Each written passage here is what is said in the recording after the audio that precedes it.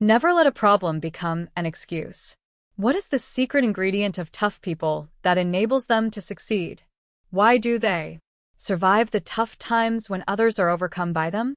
Why do they win when others lose? Why do they soar when others sink? The answer is very simple. It's all in how they perceive their problems. They look at problems realistically and practically. They understand the 6 principles that pertain to all problem. What are these principles? If you knew them, understood them, and practiced them, would you, too, be a winner, a survivor? You bet. Here they are. Listen carefully and adopt them as your own. 1. Every living human being has problems. What is your problem? Are you unemployed? If you're an impossibility thinker, you probably think that a job would solve all your problems. The truth is that employed people have problems too. Most people who have jobs complain about the fact that they have to go to work on Monday morning. And countless people have jobs they don't like. They are giving 5 days a week to unhappiness. They work to live rather than live to work. They hate their jobs. They drag their feet getting to the office or factory. And once they're there, they devote a great deal of their time to negative thoughts. They focus on the unenjoyable aspects of their jobs. Some people think their problems stem from the fact that they have to report to a boss. They falsely assume that they would be happy if they could be self-employed. It's true that they might find more enjoyment in such a working arrangement, but many self-employed people have more problems than those who work for others. They have to be concerned about employee relationships and managing personnel for maximum productivity. So you work for a boss? You may think so, but in reality you're probably not. Chances are he's working for you. Everybody's got problems, the employer as well as the employee. Well then, what is the answer? Retirement? How many people long to reach 65, planning for the day they can lie in the sun, take each day as it comes, be accountable to no one, and still have money to live comfortably? Sound like bliss? It's not really. Retired people also have their problems. Many are bored. Not a few become very depressed soon after retiring because they no longer feel productive or useful. Many actually wish they could be back at work. Successful people. Surely they are exempt from problems. Right? Wrong. Actually, the contrary is true. For success doesn't eliminate problems, it creates new ones. Imagine you are rich enough to hire cleaning people and custodians to do all the jobs you hate. Sound wonderful? Not really. I have friends who are super wealthy. With $250, they started a business in a little garage manufacturing Venetian blinds for house trailers. After a year, they had saved a few $1,000s from their small profits. After a couple of years, they had parlayed that into their first little house trailer, complete with their own custom-made Venetian blinds. Sales continued to grow, netting them a handsome sum and swelling their assets to nearly $50,000. As the years passed, their business continued to grow solidly and expand strongly. They moved from their simple little trailer to a larger house. A few years later, they moved to the oceanfront and then to a 90-acre ranch where they enjoyed the comfort of many to do their housework. Now, with their fortunes nearing the $100 million mark, they have built a home in Beverly Hills, California. And guess what? They have no servants' quarters in their new, luxurious home. Why not? They are tired of the loss of privacy that comes with having servants. They are weary of the problems that come with managing hired help. They're sick of servants. They've found them to be more trouble than they're worth. And so they are now cooking their own meals and cleaning their house themselves. Yes, every living person has problems. Even the non-striving person has the problem of inertia. This, in turn, produces a lack of zest and enthusiasm. He lives life on a low level of physical energy, becoming bored. Boredom is hardly a state of happiness or contentment. The non-striving person who elects to avoid problems actually creates new ones. 25/120. Tough times never last, but tough people do. Robert H. Schuller. How about strivers? The student who is knocking himself out to get an A average? The mountain climber who is clawing the side of the cliff, risking life and limb for the joy of overcoming an enormous challenge? How about the handicapped person who spends hours every day in painful exercises and rehabilitation therapy? Problems? Of course. They run the risk of failure. There is always the enormous possibility of heart-wrenching disappointment if they should lose the prize after years of training. How about the arriver, the person who reaches the mountaintop? Doesn't this person enjoy a sense of freedom and relief from all problems? Is he not free from the problem of the boredom that plagues the non-dreamer? And is he not free from the fear from failing that annoys the striver? Is it not heaven on earth to come in first place? To reach the top of the mountain?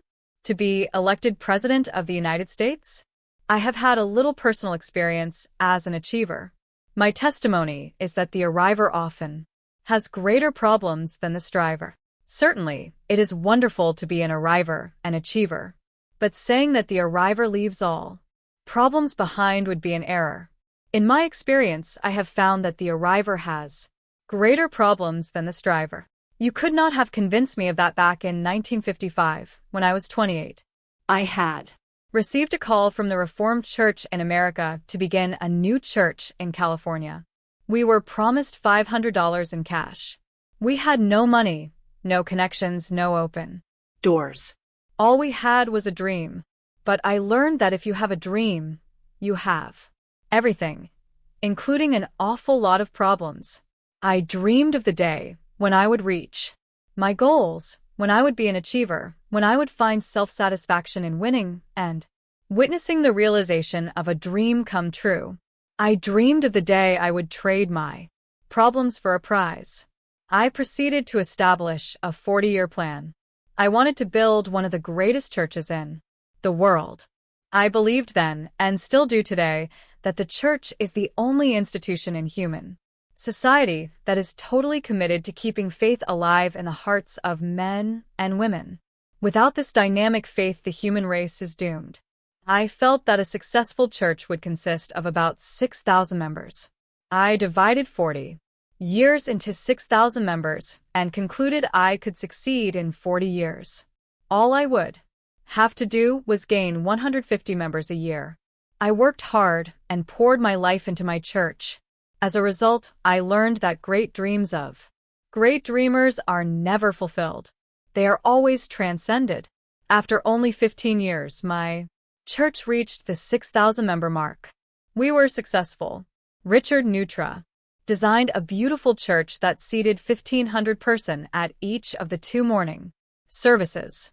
Doors to a television ministry opened. We began to reach more people than I had ever dared to dream possible. My goals were not only reached, they were eclipsed. I had arrived. I was a success.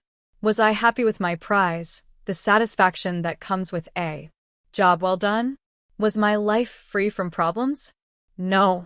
The more successful we became, the more problems I had. For one thing, success attracts people. We had more people than we could handle. Our sanctuary, which seated 1,500 at each service, could not accommodate everyone who wanted to come. Week after week people came, saw the crowds, grew frustrated as they looked for a parking place, and left, never even having gotten out of their cars. My heart ached for them. We decided to handle the problem with an overflow seating section outside the church. Because Neutra had designed the building with one all-glass side overlooking a beautiful grass lawn, it was natural to set up chairs outside in sunny California. The plan worked splendidly. Many worshippers opted to sit outdoors in what we called the garden sanctuary until it rained. It was disastrous. Hundreds of people were sitting outside with no awning and no covering for their heads. Suddenly, in the middle of my message, a cloud came from nowhere and it began to rain, not a sprinkle, but a torrential downpour. People leaped from their seats to run for cover, but there was none. The church building was packed and fire codes prevented us from letting them join the worshippers in the dry, sheltered church building. They had no choice. They ran for their cars. They drove away. For me, it was a black day. Meanwhile, I had reached all of my goals. I tried to sit back and enjoy my success, but soon I began to die inside. I soon discovered that the only joy of living is the joy of giving. When I didn't have any goals, I was miserable. So I focused on human beings who were empty and hurting inside, people who needed healing. The more I focused on such human predicaments and torturing sorrows, the more we came to the inevitable conclusion that we needed a larger facility. I began to contemplate how we could increase the seating of our sanctuary. We engaged an architect and instructed him to draw up plans for knocking out the wall of our 1,500-foot auditorium. In so doing, we could enlarge it to 3,000 seats. We spent 2 years and $20,000 pursuing that idea, only to conclude it would destroy the garden environment we had created. It would cost over $1 million, and it would be a horrendous development. Everybody agreed that this was not the solution. Over the next 3 years, we spent another $30,000 with another architectural firm that created a model of a building that could seat 3,000 to 4,000 people and would cost $4 to $5 million. We engaged professional fundraisers, but the campaign fizzled. We failed. After 5 years, $50,000, and 2 architectural firms, our problem was still unresolved. One day I picked up a magazine and read an article about Philip Johnson. Somehow, I felt that he was the key to solving our predicament. I called him and asked him if he could design a building to seat 3,000 to 4,000 persons. I said to him, "My only request, sir, is that it be all glass." He was shocked. He said, "All glass?" "Yes, all glass." My dream for an all-glass church stemmed from a childhood loneliness to return to the river banks of Iowa. I wanted to worship under the open sky again. "How much money can you afford to spend on the project?" he asked. I said, "We have a $4 million corporate debt, which we are amortizing responsibly over 20 years. But our cash flow allows no surplus whereby we can handle any additional corporate debt." I told him, "We have borrowed an additional $200,000 from the bank to retain you. You'll have to come up with the kind of building that will attract its own financial support." 3 months later, he delivered a 6-inch plastic model of an all-glass, 4-pointed, star-shaped structure that was 414 feet from one point to the other. The glass roof, which was 100 feet longer than a football field, seemed to float in space. At its peak, it soared 12 stories above the ground. It was stunning, unbelievable. Today, the building is a reality. It was a solution to a problem. Of course, with the creation of the Crystal Cathedral, we inherited a whole new generation of problems. We have encountered acoustical difficulties. All-glass structures are a nightmare for sound technicians. It is a problem we have completely solved, but it was tough. Maintenance of the cathedral is also a monumental challenge. Do you know how many window washers it takes to keep it clean? I hear that stock in Windex soared after the cathedral was completed. The budget to keep a building like the cathedral operational was much more than we expected. Raising the money to keep the cathedral open and in tip-top shape is a new problem we have had to solve, and we have. These are the problems I inherited when I solved my problem of overflow seating. Naturally, the trade-off is acceptable. I would much rather deal with maintenance and budget problems than deny people the right to worship God and find spiritual and emotional healing. However, when the cathedral was built and my goal reached, I once more faced the problem of a lack of goal. What do you do to top a crystal cathedral? How do you handle emotional stimulation produced by the mountain peak, which taunts you to scale it? If you have climbed Mt. Everest, where do you go from there? How does the President of the United States maintain purpose and excitement after he has had to step down from the lofty office? The point is clear. Nobody is free from problems. A problem-free life is an illusion, a mirage in the desert. It is a dangerously deceptive perception which can mislead, blind, and distract. To pursue a problem-free life is to run after an elusive fantasy. It is a waste of mental and physical energies. Every living human person has problems. Accept that fact and move on to the second principle. 2. Every problem has a limited lifespan. Every mountain has a peak. Every valley has its low point. Life has its ups and downs, its peaks and its valleys. No one is up all the time, nor are they down all the time. Problems do. And they do go away. They are all resolved in time. This principle is evident when you look carefully at history, for the history of humanity is a study in peaks and valleys. Humanity peaks at times when societies rise from decadence to a. How much money can you afford to spend on the project? He asked. I said, we have a $4 million corporate debt, which we are amortizing responsibly over 20 years. But our cash flow allows no surplus whereby we can handle any additional corporate debt. I told him, we have borrowed an additional $200,000 from the bank to retain you. You'll have to come up with the kind of building that will attract its own financial support. 3 months later, he delivered a 6-inch plastic model of an all-glass, 4-pointed, star-shaped structure that was 414 feet from one point to the other. The glass roof, which was 100 feet longer than a football field, seemed to float in space. At its peak it soared 12 stories above the ground. It was stunning. Unbelievable. Today the building is a reality. It was a solution to a problem. Of course, with the creation of the Crystal Cathedral, we inherited a whole new generation of problems. We have encountered acoustical difficulties. All-glass structures are a nightmare for sound technicians. It is a problem we have completely solved, but it was tough. Maintenance of the cathedral is also a monumental challenge. Do you know how many window washers it takes to keep it clean? I hear that stock in Windex soared after the cathedral was completed. The budget to keep a building like the cathedral operational was much more than we expected. Raising the money to keep the cathedral open and in tip-top shape is a new problem we have had to solve, and we have. These are the problems I inherited when I solved my problem of overflow seating. Naturally, the trade-off is acceptable. I would much rather deal with maintenance and budget problems than deny people the right to worship God and find spiritual and emotional healing. However, when the cathedral was built and my goal reached, I once more faced the problem of a lack of goal. What do you do to top a crystal cathedral? How do you handle emotional stimulation produced by the mountain peak, which taunts you to scale it? If you have climbed Mt. Everest, where do you go from there?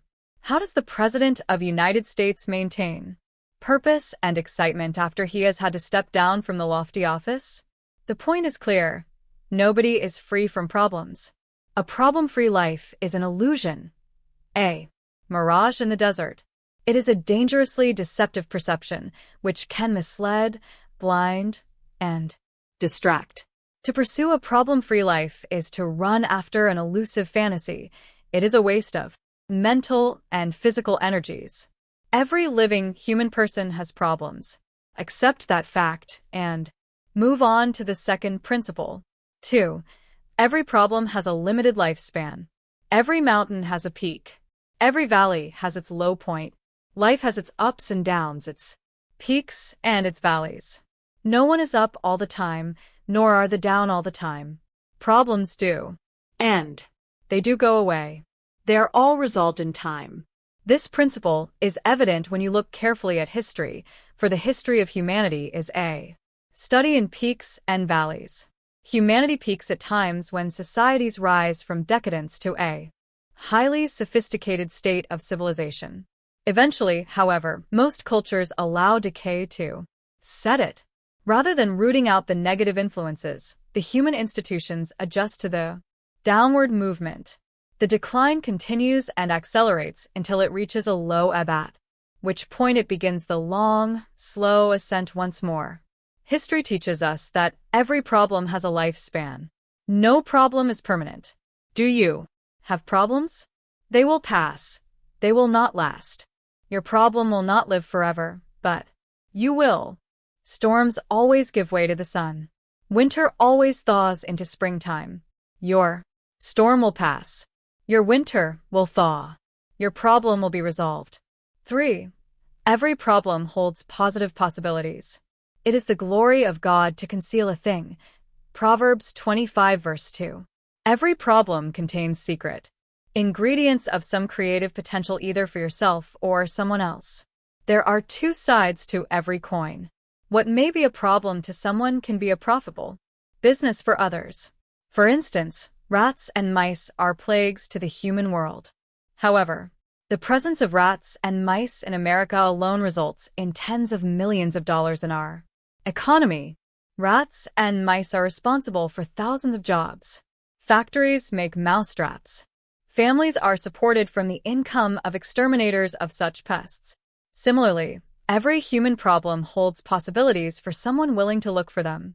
Bankruptcy was such a horrible experience for one man that he decided to help others who were going through it.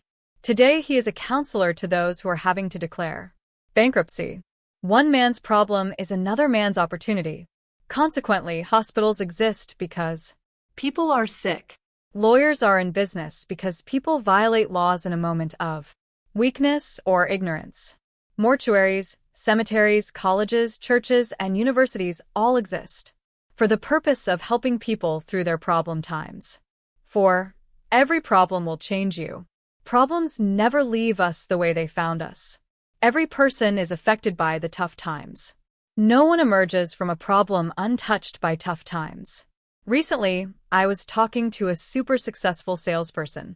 His income is in the six-figure bracket. When I inquired about his training, I was surprised to learn that his degree is in history and education. Dr. Schuller, the truth is that I was a very boring teacher.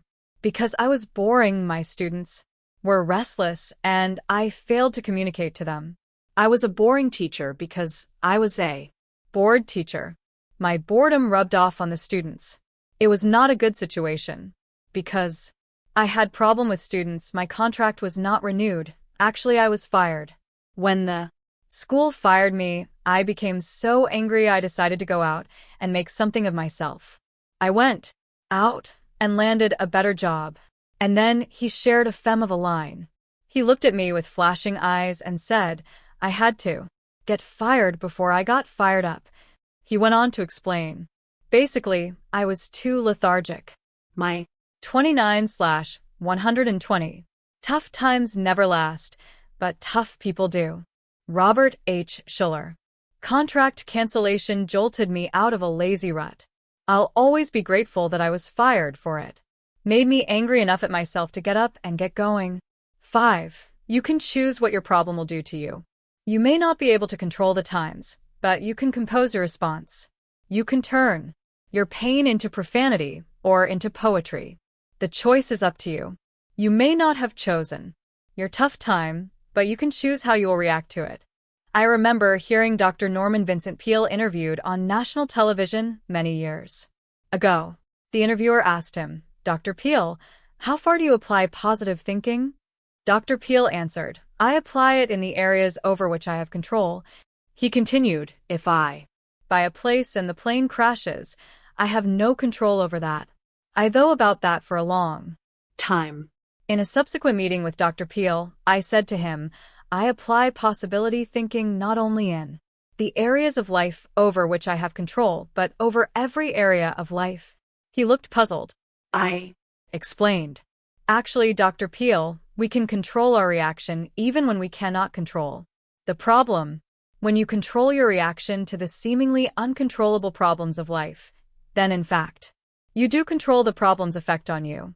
Your reaction to the problem is the last word. That's the bottom line. What will you let this problem do to you? It can make you tender or tough. It can make you better or bitter. It all depends on you. 6. There is a negative and a positive reaction to every problem. In the final analysis, the tough people who survive the tough times do so because they've chosen to react positively to their predicament. This is not always as easy as it sounds. Consider, for example, the problem of an unwanted pregnancy.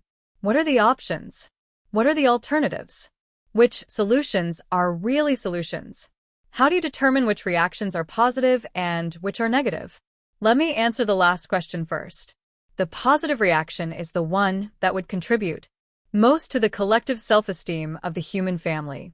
Of my options, I must choose the one that would diminish any shame that could fall upon the human family. I must choose the reaction that will ultimately make me more proud of myself as a person. Furthermore, a positive reaction would be that which would bring the greatest joy to the most people. In addition, a positive reaction would be the reaction that holds the greatest possibility of making a constructive contribution to society. By contrast, the negative reaction would be the reaction that would be most embarrassing to myself or to the human family and would prevent any good from coming from the problem that I am facing. Based upon these positive principles of choosing the most positive reaction to a problem, I have long advocated that an unwanted pregnancy should be allowed to go full term and the child should be allowed to be offered as an answer to the prayers of a childless family. Abortion is a negative solution to a problem. How do these principles for choosing the most positive reaction to a problem apply to other problems? For instance, what is the positive reaction to a terrible financial setback? In this situation, would it be the positive reaction to cop out, run away, escape through alcohol, drugs, or suicide? no. Such negative reactions only produce greater problems by promising a temporary solution to the pressing problem. Stealing money in order to pay your bills is a negative solution because it will A. Generate a whole new set of problems, B. Fill you with the fear of exposure and detection, C. Haunt you with shame and rob you of your self-dignity, and D. Lower the collective self-esteem of the human family.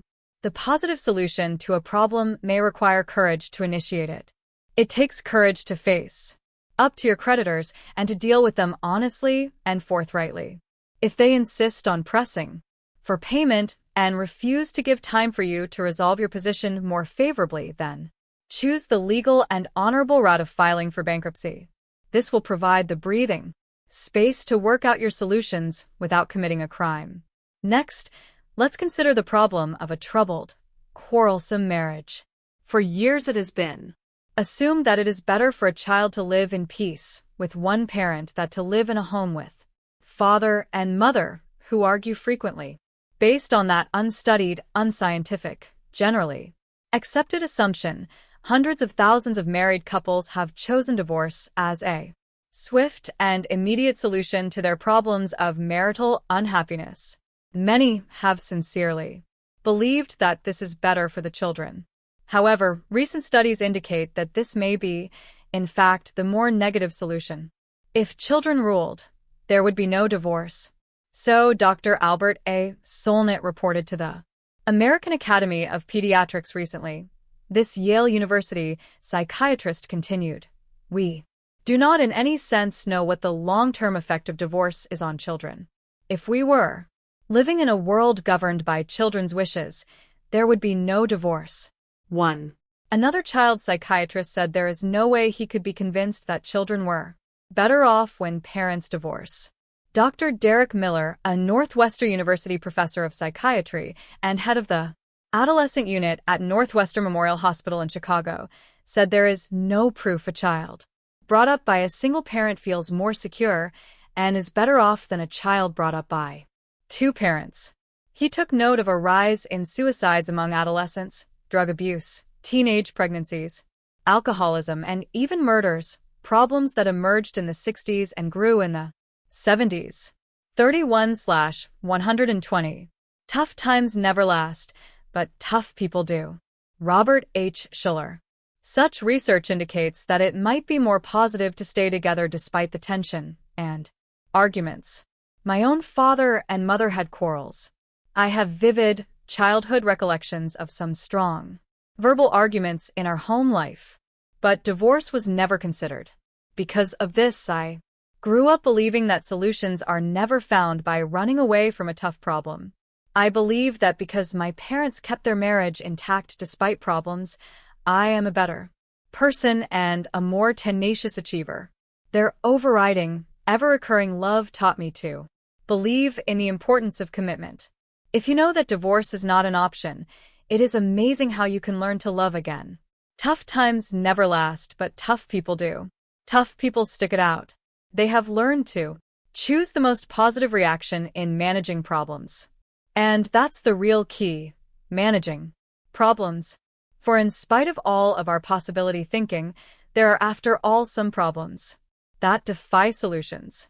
If your leg is amputated, you can't grow it back. You can manage this problem, however, by considering all the possible ways in which a prosthesis can be developed, improved, and refined. You can manage it by determining to walk better, more smoothly, more quickly than anybody else could imagine. In the process, you will become an inspiration to everyone whose life touches yours. Possibility thinking. I do not claim that it can solve every problem, but I have no doubt that the vast majority of problems can be solved if we only believe. With men this is impossible, but with God all things are possible. Matt 19:26. But if a problem defies solution, then what? When you can't solve the problem, manage it. Survivors. How do they do it? When they can't solve the problem, they manage it creatively.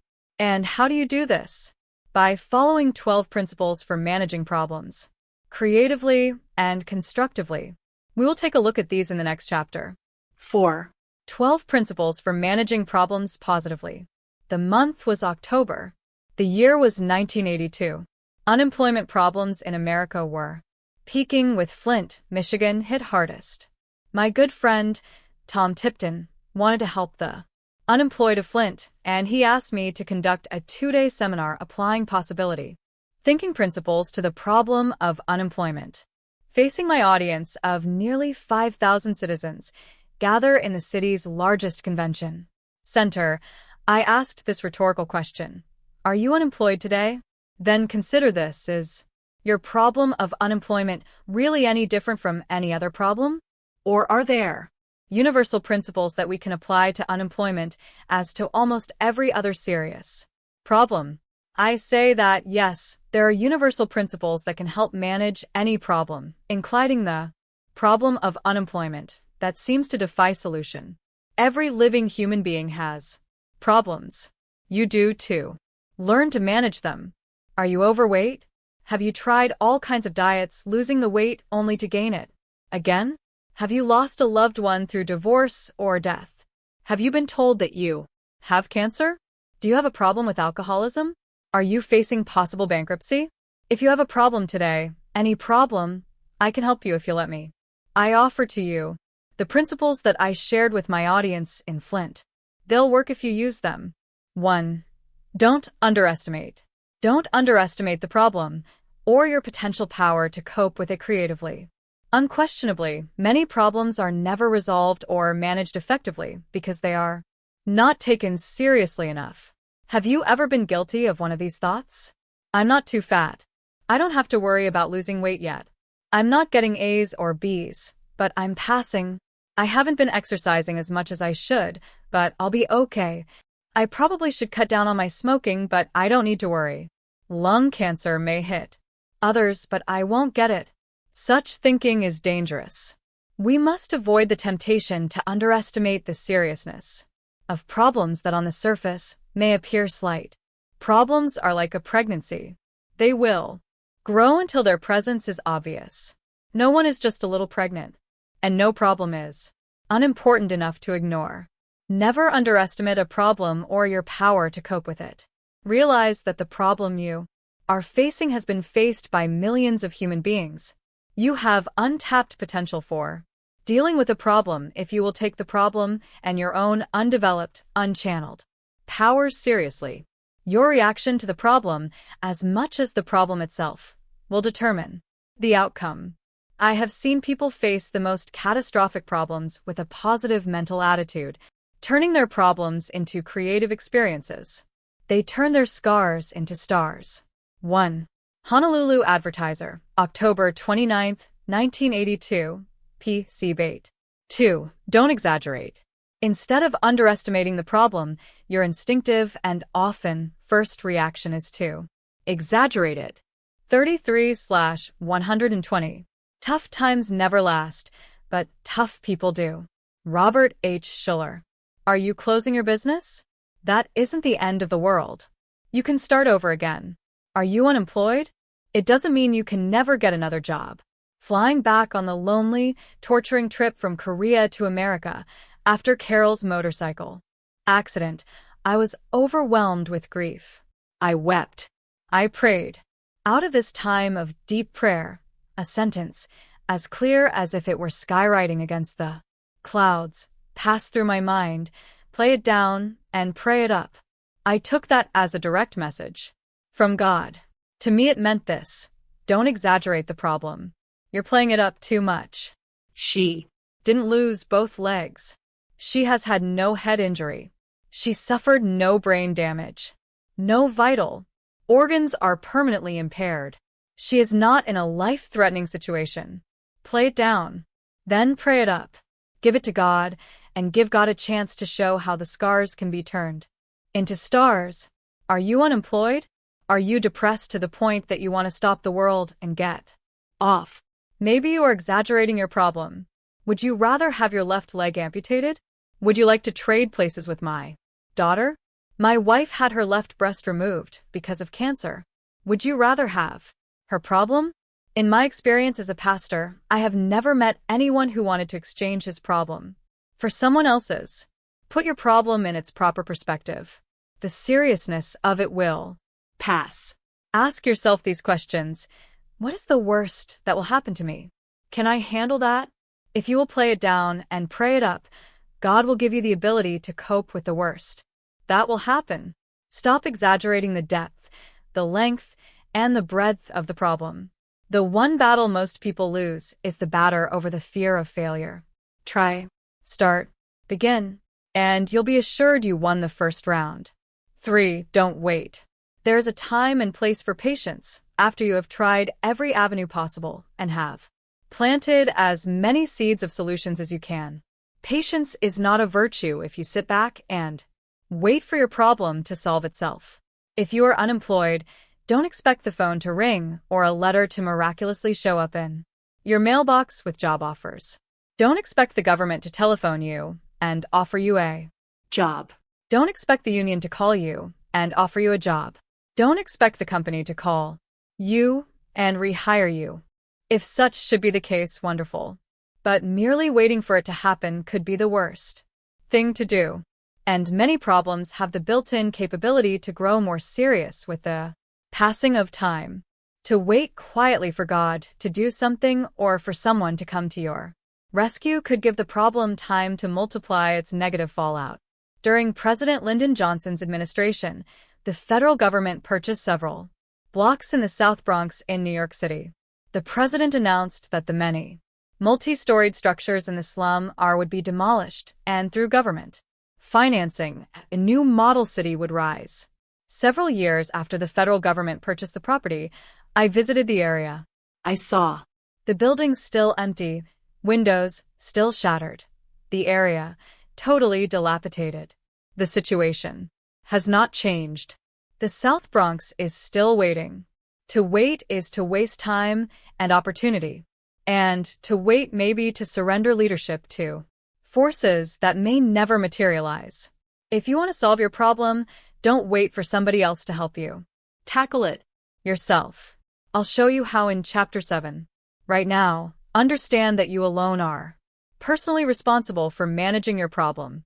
Don't expect anybody else to do it for you. Look to God and to your own capabilities. If you expect others to rescue you, you will only be disappointed. Worse than that, you may also become cynical and bitter. 4. Don't aggravate.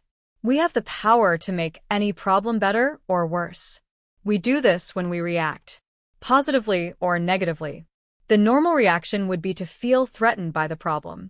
Threatened people become angry people. Fearful people reflect hatred. Hatred and anger only aggravate the problem. They are not positive reactions. They will not help solve the problem. So you are overweight? Don't have yourself for eating so much. That will not help you one bit. Unemployed? Don't hate your company for laying you off. Likewise, don't hate your country for not coming through with a job offer, or your community for having an I don't care attitude about the unemployed people. Coach John Wooden chalked up a string of victories while he coached the famed University of California at Los Angeles basketball team. I once heard him say, "Nobody is defeated until he starts blaming somebody else." My advice is, don't fix the blame. Fix the problem. You begin fixing the problem when you begin to control your negative emotions. One of the first pieces of advice I gave to my daughter after arriving at her wounded side was, "Carol, there is one thing you'll have to be careful of, and that is feeling sorry for yourself. Self-pity will only lead you into hell on earth." 35/120. Tough times never last, but tough people do. Robert H. Schuller. "Don't worry about that, Dad," she replied quickly, adding, "I've got enough problems without that 1 inch. If you've got a problem, don't add to it. Don't make your problem worse by aggravating it with self-pity, jealousy, cynicism, hatred, anger, or lack of positive faith in the future." 5. Illuminate. Illuminate your mind. Get smart and then get smarter. Ask yourself some questions. Has any other person faced my problem and overcome it? What really is my problem anyways? Is my problem unemployment, or is it early retirement? Is it a lack of money to meet my needs, or is it boredom? Could I solve the problem of boredom by volunteering to work in my church or community organizations? My own father enjoyed his retirement because he was always volunteering to repair things in the houses of people who lived in his town. If you think your problem is finances, think again. Is it really finances, or is it a problem of managing what you have? You probably need to pare down some of the expenses that you have taken for granted. Remember, nobody has a money problem. It is always an idea problem. My youngest daughter, Gretchen, is taking driving lessons. She will soon be 16 and will have her driver's license. Her teachers tells her that she has to learn to drive with the IPD method: identify, predict, decide, execute. Her teacher explained, as you are driving down the street, identify the other moving vehicles. Predict what they're going to do and when they're going to do it.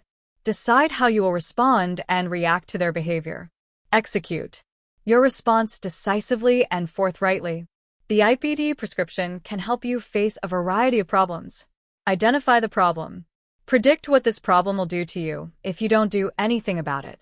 Decide on your response from all of the options and alternatives. Then, execute and act on the most positive option that you can imagine. 6. Motivate. When you consider all of the positive reactions, you will be motivated to positive action. Take guts to leave the ruts, I said to someone whose only solution to his problem was a major alteration in his lifestyle. His drinking problem was connected with a group of friends with whom he had been associating for years. You've got to separate yourself from this crowd, I said. He followed my advice, and his problem went away. You don't have a problem to solve. You just have a decision to make, was my advice to another person. He had been laboring under the illusion that he had a problem, when in fact, he only lacked the courage to make the right decision. Once I gave him this advice, he made the tough decision. Some wonderful people who worked for him in his company were not contributing to the company's profit. In fact, they were unnecessary drains on the payroll. It was a tough and painful decision. But when the employer realized he didn't have a problem to solve but a decision to make, he was on his way to creative problem management. Every obstacle can be an opportunity, was my advice to still another person who was unemployed. Think about that, I said, and come back to see me in 1 week and give me a list of all the new opportunities that face you today that wouldn't have been yours if you were still employed. 1 week later, he came back with this list of exciting opportunities. 1. I do have the opportunity to start my own business. 2. I do have the opportunity to travel. 3. I do have the opportunity to go back to school. 4. I do have the opportunity to give more time to my church and to my children and grandchildren. The list was long enough to lift my friend from depression to real enthusiasm. It's not Surprising that from this list emerged an idea that since has given him meaningful employment. 7. Bait. How do I get a job when I'm unemployed? One person asked me. My answer was a question. How do you catch a moose? What do you mean by that? He asked, almost irritated. I told him this story. Your problem with unemployment really isn't that much different from the problem I faced a few years ago when I had to raise $10 million to build a new church, the Crystal Cathedral. At that time I had heard about a friend, Dr. Milton Engelbretson, who successfully solicited $1 million donation from one individual. I went to my friend and asked, How do you raise $1 million donation from one person? He answered me with the same question I threw at you. How do you catch a moose? He smiled at me. He stared at me. His eyes unflinchingly met mine in a steady, twinkling gaze. What kind of an answer is that? I asked. You're smart, he answered. Turning to walk away, he threw a parting comment to me. Think about it. That's all the advice you need. I couldn't get his comment out of my mind. I didn't want his riddle to get the best of me. Though, well, if I wanted to catch a moose, I would go to Canada. I'd never catch one in Orange County, California. Then I would have to find out what paths they take and where they find their water. I'd have to bring the kind of food that would attract them to me. And I'd have to be able to close in. So, prayerfully, I made a list of persons who had the potential of giving $1 million gift. And as a result of that advice, we successfully collected several contributions in the $1 million bracket. 37/120. Tough times never last, but tough people do. Robert H. Schuller. Now, when others ask me, Dr. Schuller, how do you raise $1 million gift? My answer is, how do you catch a marlin? I was born and raised in Iowa, where the largest fish I ever caught was a 5-pound walleyed pike. But when I came to California, I learned that California fishermen caught glamorous flying marlin, which could weigh more than 300 pounds. I decided that I wanted to catch a marlin sometime in my life. And I have. In the process, I learned something about catching marlins. First of all, you don't stay in Iowa, you go to where the marlin are, probably off Catalina Island in Southern California or off Kona Coast in Hawaii, or in Cabo San Lucas in Baja California, Mexico. Then you get into a boat. You'll never catch a marlin from the shore or on the pier. You have to head out for the open waters, cruise, and throw out bait. Need a job? Go to where the jobs are. And then throw out the bait. Put in your application. Put ads in the paper. Let people know you are available. 8. Date. If you are unemployed, find a job the way you found a wife or husband. Discover the many different kinds of jobs there are. Look them over. Play the field. Don't let age be a factor. A change of career at 40 may be just what you need. And don't tell yourself there aren't many jobs. The few that are available will be snatched up by other people who are unemployed. I don't stand a chance. Don't get discouraged. You do have a chance. You can find the job that's best for you. Even if you called last week, call again. Every day somebody retires or quits because he is fed up with his job. And every week people decide to pack up and move to Florida, Hawaii, or California, leaving a job behind. Every month somebody burns out. So every day, every week, and every month there are brand new job openings where there weren't any before. The person who knocks at the door, telephones, dates, and plays the field is the person who is going to get that job. Dating is a principle of problem management that applies to many areas other than unemployment. It applies to loneliness and to the problem of finding people you need to help make your company a success. 9. Supplement. Every problem, even yours, is loaded with possibilities. You can turn your mountain into a gold mine. Try possibilitizing. Believe that every time one door closes, another will open. Sublimate your problem. That means believing that every adversity holds within it the seeds of an undeveloped possibility. A young lady had been hurt deeply. Her boyfriend had treated her shabbily, then had dumped her. God uses life's bruises if we surrender them to Him, I promised her. In Love service only broken hearts will do. A person who is hurt can become bitter and calloused, or one can react positively and prayerfully, becoming tender, compassionate, sensitive, and profoundly caring for others who are hurt. God uses life's bruises. When you can't eliminate the problem, supplement it. Turn the stumbling block into a stepping stone. 10. Now dedicate. Most people fail, not because they lack intelligence, ability, opportunity, or talent, but because they haven't given their problem all they've got. Anyone can succeed if he can get enthusiastic about life even when life seems empty. Doors will open to the enthusiastic person first. I was in a hotel in Los Angeles when I ordered room service. The waiter was Mexican and spoke halting English. Good morning. Good morning. Good morning. Strangely enough, his repeating the greeting 3 times did not seem overdone, but very sincere. You seem enthusiastic, I offered. Oh yes, he said, grinning from ear to ear. I've got a good job. And I'm in America. May I pout your coffee for you? Yes, of course, I replied. The weather is going to be beautiful today, he said. I heard they were predicting rain today. Yes, but the rain will be nice. It will make the lawns green. And the flowers and trees need it, don't they? By the time he left the room, I was enormously impressed by him. I know why he has a job, I told myself. The smartest and the most enthusiastic people will get the jobs that are going to be opening up in the next 30 days. Get enthusiastic. Dedicate yourself to enthusiastic living, and you'll be surprised how people will want to hire you. I didn't say it was easy. It's not always been easy for me to step in front of the television, cameras, and smile enthusiastically. It's a commitment I've made to dedicate myself to being positive always, especially if I don't feel like it. And it has never failed me. The positive approach has always attracted positive support from friends I've known a long time as well as from people I never knew before. So your problem is not unemployment? Remember this. Unexpected sources of help come from unpredictable quarters to the person who remains positive and enthusiastic and cheerful. That's my promise. 11. Communicate. Manage your problem by remembering that oftentimes the solution lies in help from some other source. Do you need help? Then ask for it. Don't be too proud to tell people you need help. Our television ministry is one of the most successful in America today.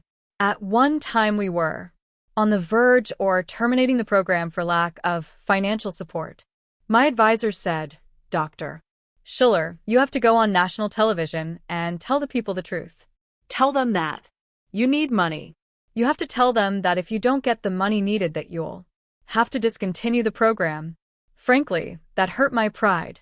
I had to make a decision. Did I want to be successful? Or did I want to be proud? I chose to be successful. I humbled myself by honestly telling my national television audience, I need help. And they responded. Every alcoholic will agree that the 3 hardest words to say are, I need help. More than one's impossible marital problem has moved from an impasse to a creative resolution when a husband or wife has said, honey, you have to help me work out the negative feelings I have toward our situation. I should not have these negative feelings. I know they are wrong, but I have them. I don't want them. They hurt me, and they are going to ruin both of us. Please, help me. Do you need help? Do you need hope? Are you discouraged? Depressed? Has enthusiasm waned? Do you want to quit, pack up, and run away from life? Then ask for help. seek it out? There's hope waiting for you. Whatever else you do, communicate. Don't excommunicate yourself from the help that is available. Proud people are inclined to withdraw. Don't reject or neglect the free hope and help that is available. Start listening to positive thinking messages. try praying. Ask God questions and listen for his answers. Be brutally honest when you ask him for advice. Do you need wisdom, counsel, guidance? Go for it. But isolating yourself from all available help will ultimately defeat you. Try linking thinking. Visit a church. Join a club. Get into a community group. But Discipline yourself to share your dreams, your hopes, and your needs with others. You'll be surprised at how help will come to you and your problem will be managed. 12. Insulate. Don't isolate yourself from help, but do insulate yourself from negative forces and negative personalities. Maintaining a positive mental attitude becomes a near impossible task if we allow ourselves to be bombarded by the negative thoughts that constantly surround us. Check out the positive or negative content of your own conversations and the advice that people give you. Become sensitive to the widespread, taken for granted, negative sentences that are pumped into your brain daily by well-meaning friends. Insulate yourself from the following phrases. 40/120. Tough times never last, but tough people do. Robert H. Schuller. A. Take care. In the next chapter we teach, people who take care never get anywhere. Managing problems requires that we take control. B. Take it easy. Of course it is important to maintain poise and calm rather than give in to panic and hysteria. What I object to is the advice that would urge us to take it easy and Wait. I repeat, don't expect somebody to just hand you the solution. Resourcefulness and creative initiative can be stifled by the take-it-easy attitude. See, that God, it's Friday. It is impossible to determine the extent to which productivity has declined in America because of the more than 100 million workers that have allowed themselves to say or think, TGIF. Obviously, enough people have though, and have repeated these words to contribute to a collective reduction of enthusiasm. Enthusiasm is energy. Therefore, if you reduce the collective level of enthusiasm, you reduce energy. The work pace slows, and output per hour is unquestionably going to suffer. D. I've got to see it before I believe it. The trouble with this negative statement is that it is inside out, upside down, and backward. The truth is, you've got to believe it before you See it. No way. How many times has a positive idea been slaughtered, strangled, or sunk with these two torpedoing words? Never repeat them. Never allow anybody to use them in your presence. There is always a way if people are willing to pay the price in time, energy, or effort. F. Not too bad. How many times have you asked a person how they were only to have them answer with, not too bad? Basically, this is a negative statement. It may appear an innocent and harmless comment, but it programs persons for emotional mediocrity. That Adds up to lack of enthusiasm. We need to insulate ourselves from such statements, as well as from a negative climate, if we're going to keep our enthusiasm at a peak. You cannot live in a bubble. Many people that you meet each day will threaten to pop your bubble and drain your enthusiasm with their SOSO, not too bad, pretty good attitudes. I face them too, but I insulate myself by sharing with them Schuller's scale of spirit. When I ask someone, how are you today? Their answer falls somewhere on my scale. From 1 to 10. 1. Silence, trembly lips, eyes filled with tears. 2. Profane anger, a torrent of swear words. 3. Awful. You would be 2 if you had the problems I face. 4. Not too bad. That's just one step above awful. 5. Pretty good. That's just one step above not too bad and 2 steps above awful. 6. Good. 7. Great. 8. Terrific. 9. Fantastic. 10. Sensational. Remember, you can control your mood. Tell yourself you are great. For nothing great ever happens on the okay level. Gee, I've heard that before. This is another one of those negative, cynical remarks. Avoid cynical people like a plague. H. Never. Can't. None. Any negative absolute is destructive. Insulate yourself from negative absolutes. I. The case is close. So, maybe the case can be reopened. Maybe it can be appealed. Just because the case is closed doesn't mean you need to accept defeat. J. It's terminal. Nothing is terminal. Everything is transitional. Every end is a new beginning. Don't let phrases phase you. Phrases are passages. And passages are never dead ends. What looks like the end of the road will turn out to be a bend. Tune your positive antennae to hear the difference between positive and negative statements. And insulate your mind from the negative, for solutions always lie in the positive. Consider the following article by Barry Siegel. It shows in a light-hearted way how ridiculous it is to give in to negative arguments. Palo Alto, California. Alarmists, worrying about such matters as nuclear holocaust and pesticide poisoning, may be overlooking much more dire catastrophes. Consider what some scientists Predict. If everyone keeps stacking National Geographics in garages and attics instead of throwing them away, the magazine's weight will sink the continent 100 feet sometime soon, and we will all be inundated by the oceans. If the number of microscope specimen slides submitted to one St. Louis hospital laboratory continues to increase at its current rate, that metropolis will be buried under 3 feet of glass by the year 2024. If beachgoers keep returning home with as much sand clinging to them as they do not, 80% of the country's coastline will disappear in 10 years. Hard to believe. Scientists have the statistics and formulas to prove all this. They have even published them. Welcome to the Journal of Irreproducible Results, the official publication of the Society for Basic Irreproducible Results. The general public may not know about the journal, but many scientists do. Published for 26 years, written and edited by scientists, the journal now has 40,000 subscribers in 52 countries. The journal spoofs, parodies, and satirizes what its editor calls the verbosity, pompous obscurantism, and sheer stupidity encountered in scientific publications and projects. Some items in the quotes are real reprints from legitimate journals to illustrate their factuality. But most articles are parodies written in technical, scientific language complete with diagrams, tables, formulas, mathematical calculations, and nonsensical conclusions. Far-reaching conclusions extrapolated from limited data are a favorite target of the journal. Several articles over the years have achieved the status of legend. By far the most famous article the journal has carried is National Geographic Doomsday Machine, written by one George H. Kobe. Kobe pointed out that more than 6.8 million issues of the National Geographic, each weighing 2 pounds, are sent to subscribers monthly, and that not one copy has been thrown away since publication began 141 years ago. Instead, copies are relentlessly accumulating in basements, attics, in public and private institutions of learning, the Library of Congress, the Smithsonian Institute, Goodwill, Salvation Army. Soon the geologic substructure of the country will no longer support the load, Kobe predicted.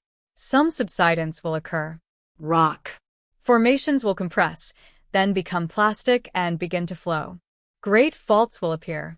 the Continent will begin to sink and be inundated by the seas. In fact, the increased earthquake activity in California along the San Andreas Fault that has already occurred was triggered by population growth in the state, the article said, and the subsequent increase in National Geographic subscriptions. Kobe 42/120. Tough times never last, but tough people do. Robert H. Schuller. Ended by calling for nothing less than the immediate halt to publication of the National Geographic by congressional action or presidential edict if necessary. Point 1. The point of it all? The point is that negative thinking can easily produce exaggerated conclusions that are most irresponsible. By positive, you can solve your problems. When a problem seems to defy solution, you can manage it. You manage it when you work the 12 principles that I've shared with you. But none of this will work effectively unless you take positive control of your life and your thoughts. Let's see how to do that. 1. World may end with a splash. Los Angeles Times, October 9th, 1982. Copyright 1982, Los Angeles Times. Reprinted by permission. God's delays are not God's denials. 5. Take charge and take control. There's a seemingly harmless phrase that has swept the country. People no longer just say, goodbye. They inevitably add, take care. But I contend it's wrong to say, take care. Instead say, take a chance. Take charge, take control. Why? Because people who take care never get anywhere. If you want to manage your problem successfully, you need to take a chance, take charge, take control. Taking a Chance by itself is a reckless risk. But when you take charge, you manage that risk. when You take control, you manage your problems. Take charge, take control, and never surrender leadership. What do I mean by leadership? I'll give it to you in a sentence. Leadership is the force that selects your dreams and sets your goals.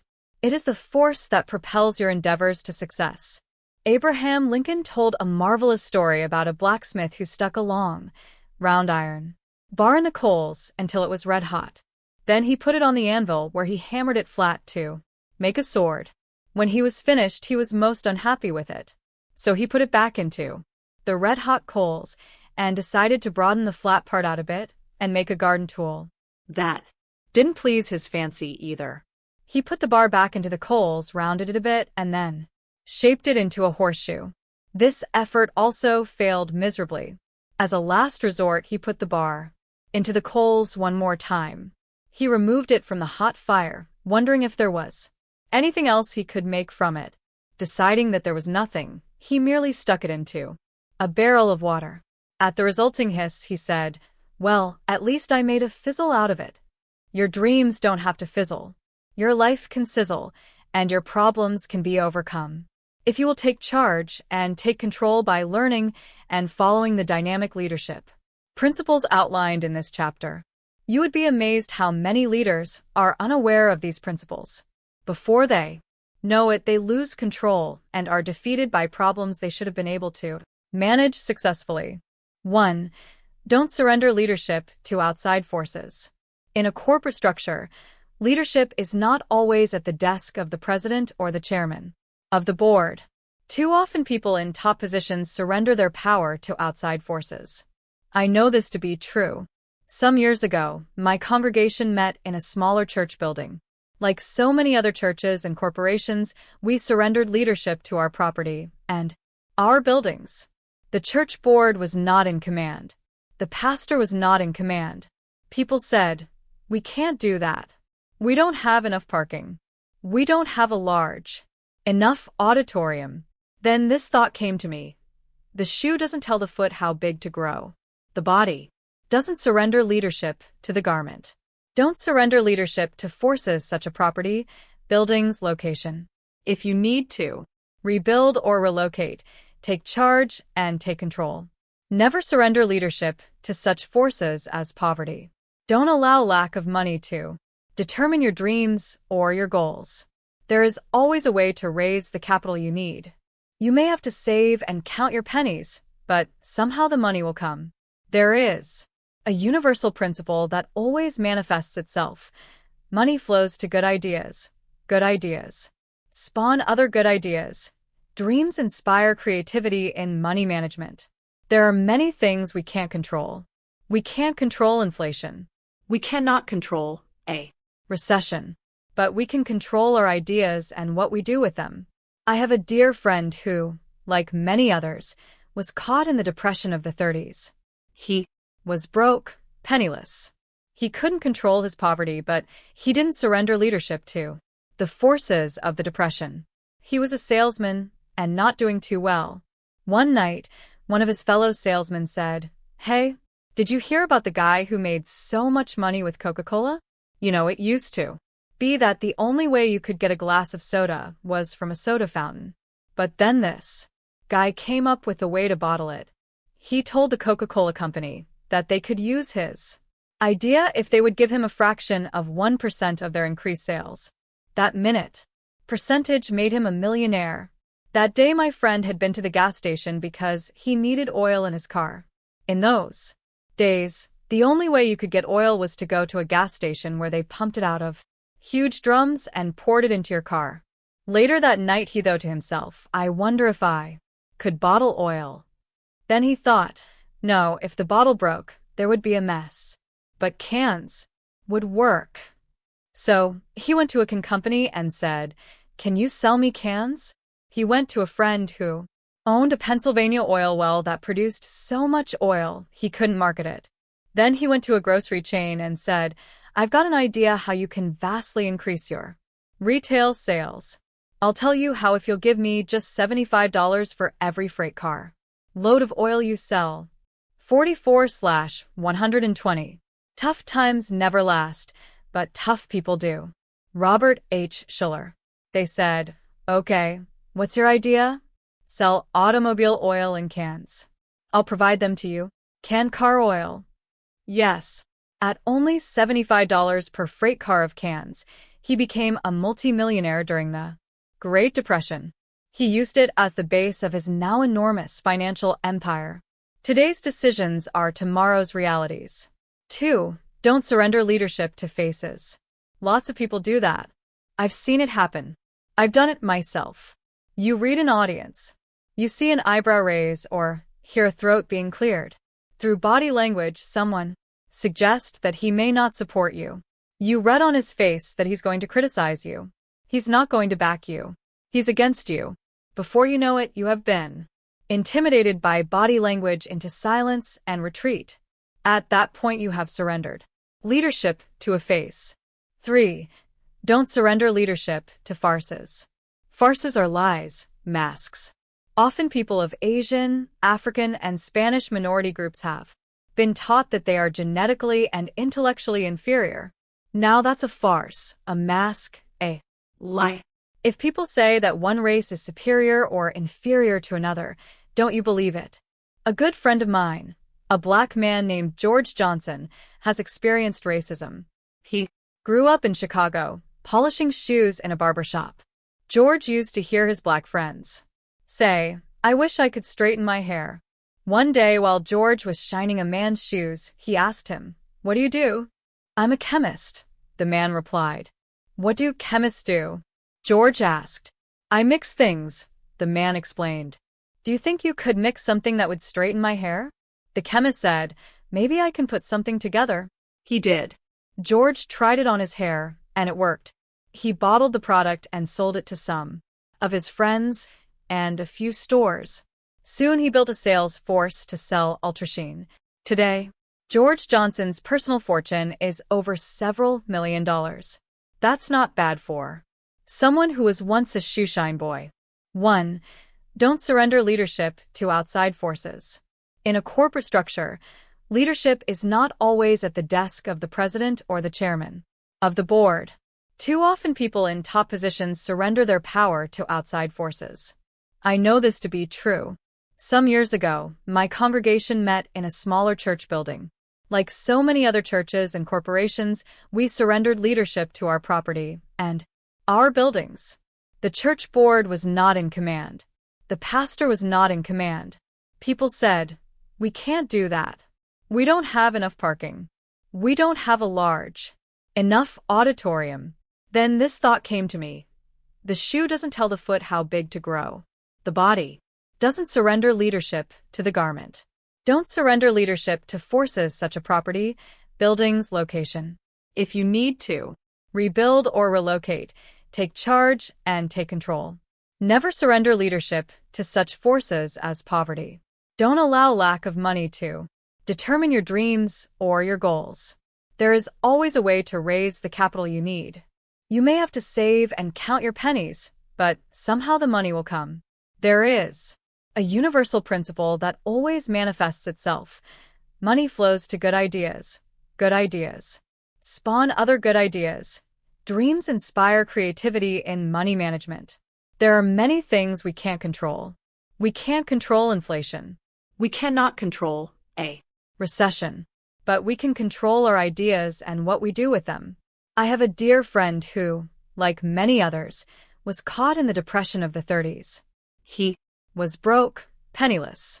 He couldn't control his poverty, but he didn't surrender leadership to the forces of the Depression. He was a salesman and not doing too well.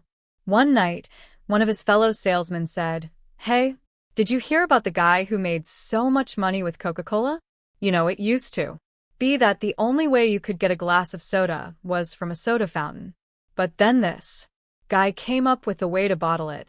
He told the Coca-Cola company that they could use his idea if they would give him a fraction of 1% of their increased sales. That minute, percentage made him a millionaire. That day my friend had been to the gas station because he needed oil in his car. In those days, the only way you could get oil was to go to a gas station where they pumped it out of huge drums and poured it into your car. Later that night he thought to himself, I wonder if I could bottle oil. Then he thought, no, if the bottle broke, there would be a mess. But cans would work. So he went to a can company and said, can you sell me cans? He went to a friend who owned a Pennsylvania oil well that produced so much oil he couldn't market it. Then he went to a grocery chain and said, I've got an idea how you can vastly increase your retail sales. I'll tell you how if you'll give me just $75 for every freight car load of oil you sell. 44/120. Tough times never last, but tough people do. Robert H. Schuller. They said, okay, what's your idea? Sell automobile oil in cans. I'll provide them to you. Canned car oil. Yes. At only $75 per freight car of cans, he became a multimillionaire during the Great Depression. He used it as the base of his now enormous financial empire. Today's decisions are tomorrow's realities. 2. Don't surrender leadership to faces. Lots of people do that. I've seen it happen. I've done it myself. You read an audience. You see an eyebrow raise or hear a throat being cleared. Through body language, someone suggests that he may not support you. You read on his face that he's going to criticize you. He's not going to back you. He's against you. Before you know it, you have been intimidated by body language into silence and retreat. At that point, you have surrendered leadership to a face. 3. Don't surrender leadership to farces. Farces are lies, masks. Often people of Asian, African, and Spanish minority groups have been taught that they are genetically and intellectually inferior. Now that's a farce, a mask, a lie. If people say that one race is superior or inferior to another, don't you believe it? A good friend of mine, a black man named George Johnson, has experienced racism. He grew up in Chicago, polishing shoes in a barber shop. George used to hear his black friends say, I wish I could straighten my hair. One day while George was shining a man's shoes, he asked him, what do you do? I'm a chemist, the man replied. What do chemists do? George asked. I mix things, the man explained. Do you think you could mix something that would straighten my hair? The chemist said, maybe I can put something together. He did. George tried it on his hair, and it worked. He bottled the product and sold it to some of his friends and a few stores. Soon he built a sales force to sell Ultrasheen. Today, George Johnson's personal fortune is over several $1 million. That's not bad for someone who was once a shoeshine boy. 4. Don't surrender leadership to fences. Fences are limiting concepts that you allow to influence your goals and dreams. Because of these concepts, we throw away ideas and dreams that we are sure we'll never be able to realize. They also cause us to lower our goals, with the result that we strive for and achieve far less than our capabilities. These fences are negative self-image perceptions such as, I don't have an education. I don't know the right people. I don't have enough money. I'm not a member of the right organization. Never surrender leadership to fences or locked-in thinking. Locked-in thinking is the thought process that says, it's never worked before. Why should it now? Or, this is the way it's always been done, so it must be the best. Nobody is more guilty of locked-in thinking than trained, educated professionals. They have been so disciplined, so trained, that as they develop a discipline and expertise, they also develop locked-in thinking. The elevator at the El Cortez Hotel in San Diego couldn't handle the traffic. The experts, engineers and architects were called in. They concluded that they could put another elevator in by cutting a hole in each floor and installing the motor for the new elevator in the basement. The plans were drawn up. Everything was in order. The architect and the engineer came into the lobby discussing it. The janitor, who was there with his mop, heard them say they were going to chop holes in the floors. The janitor said, "That's going to make a mess." The engineer said, "Of course. But we'll get help for you, don't worry." The janitor replied, "You'll have to close the hotel for a while." "Well, if we have to close the hotel for a while, we'll close the hotel. We can't possibly survive without another elevator." The janitor held the mop in his hands and said, "Do you know what I would do if I were you?" The architect arrogantly asked, "What?" "I'd build the elevator on the outside." The architect and the engineer just looked at each other. 46/120. Tough times never last, but tough people do. Robert H. Schuller. They built the elevator on the outside, the first time in the history of architecture that an elevator was built on the outside of a building. 5. Don't surrender leadership to frustrations. There are people who reach a point where they just can't handle people anymore. They can't handle government regulations anymore. They can't handle cash flow problems anymore. Anyone who has dreams and goals also has frustrations: lack of time and money, high interest rates, disappointments when your best people let you down. Such frustrations can mount up, and if you surrender leadership to them, you'll soon cash in, give up, throw in the towel, quit. Don't give in to such temptations. 6. Don't surrender leadership to your fantasies. It's amazing. God gives you a brilliantly exciting idea, and you soon give in to negative fantasies. "I might try it and be rejected. People might laugh at me." My dear friends, let me tell you something very honestly. I am not immune to such negative thoughts. When we dreamed the Tower of Hope and the Crystal Cathedral, two major building projects on our church campus, I wondered, what will people say? What if we try it and it fails? We'll be the laughingstock of the country. Let me tell you, if your dreams are bigger than most, if your ideas are more creative, there will be criticism. There will probably be some ridicule. But don't create more condemnation than is really there. Don't allow yourself to indulge in negative fantasies that limit the size of your goals and stifle your creativity. 7.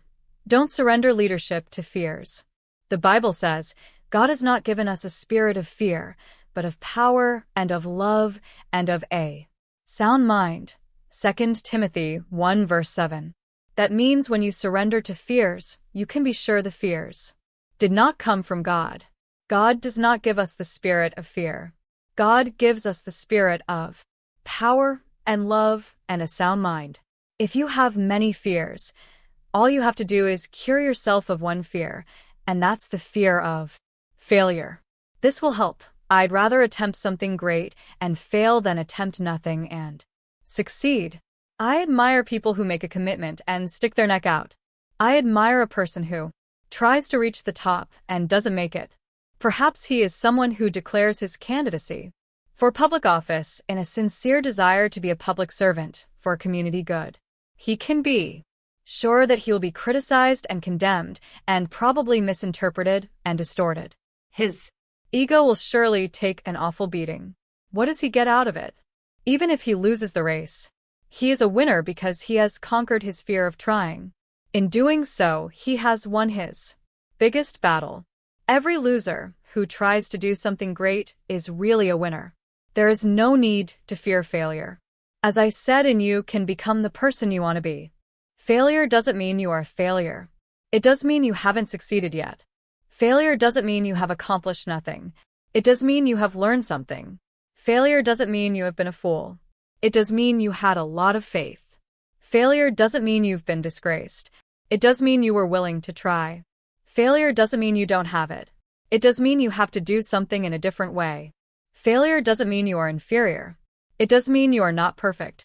Failure doesn't mean you've wasted your life. It does mean you have a reason to start afresh. Failure doesn't mean you should give up. It does mean you must try harder. Failure doesn't mean you'll never make it. It does mean it will take a little longer. Failure doesn't mean God has abandoned you. It does mean God has a better idea. 1. From you can become the person you want to be. Copyright 1973 by Robert H. Schuller. Reprinted by permission of the publisher, E.P. Dutton Incorporated. 8. Don't surrender leadership to fatigue. Everybody runs tired once in a while. You better be able to know when you're running tired. And then back off. Because if you don't, you're going to make some bad decisions. I'm not one who likes to give in or slow down when I'm tired. But even Jesus retreated. Occasionally. Do you remember the time when the multitudes pressed upon him and he got into a boat? While they were calling to him and reaching to him, he left them. He just pulled away, escaped, and went to the mountains to pray. History will long ask the question, did Franklin D. Roosevelt surrender leadership to his fatigue at Yalta? He was a very sick man. The wisdom of his decisions that affected the present-day Eastern Bloc countries is still being debated by historians. There are times when you should not see people or make decisions. When I'm tired, I often do not see people. I owe a great deal to my dear wife. She knows me very well, and she has arranged my calendar very carefully. She knows when my energies are taxed and she blocks off time for renewal. Each year, she plans mini vacations for me immediately after busy times of the year. That way I never get burned out. 9. Don't surrender leadership to faults. A lot of people do that. Somebody comes along with a good idea only to have someone else say, oh, but it will take too long, or it will cost too much, or somebody else is doing it. They find fault with a good idea and annihilate it. They surrender leadership to the faults instead of to the potential. There are problems with every idea, but problems call for polishing, not for demolition. It's amazing how faults can control our lives if we let them. I once counseled with a young person who had a problem. She said, everything is going wrong with my life. I'll never be able to amount to anything. It's all my parents' fault. 48/120. Tough times never last, but tough people do. Robert H. Schuller. Really? They broke up. My family fell apart. Dr. Schuller, if you had my problems, you'd be where I am too. I said to this young person, listen, I understand you have had problems. But let me tell you something. Never let a problem become an excuse. When you let the problem become an excuse, you've surrendered leadership. Accept the faults, the shortcomings, and the imperfections. And then rise above them. You can if you have the right attitude. That leads me to the next principle. 10. Don't surrender leadership to facts. The problems you are facing today may be fact, not just theory. The unemployment statistics are factual. You may recognize this truth when you collect your unemployment check. But Don't surrender leadership to it. Facts, statistics, interest rates can definitely influence your life, but you can choose whether or not the influence will be beneficial or detrimental. Dr. Carl Menninger, one of the great psychiatrists, made one of the wisest statements I've ever heard. Attitude is more important than facts. Your attitude needs to remain positive and in the control position. Never let yourself be defeated by the facts. 11. Don't surrender leadership to frenzies. A lot of people maintain control, and they make the right decisions until they get into a frenzy, a frantic situation. This past week, as I was flying east, a gentleman on the plane waved at me as if he recognized me. I asked, do we know each other? He said, you don't know me, but I know you. I watch Hour of Power all the time. I sat down. We chatted. He was Bob McClure, an airline captain. He said, I fly the L-1011. I've been a pilot for 27 years. I said, if you've been pilot for 27 years, you must have a good story. What is the most unusual thing that's ever happened to you? He said, during the Second World War, I was a solo fighter of an F-6 Hellcat.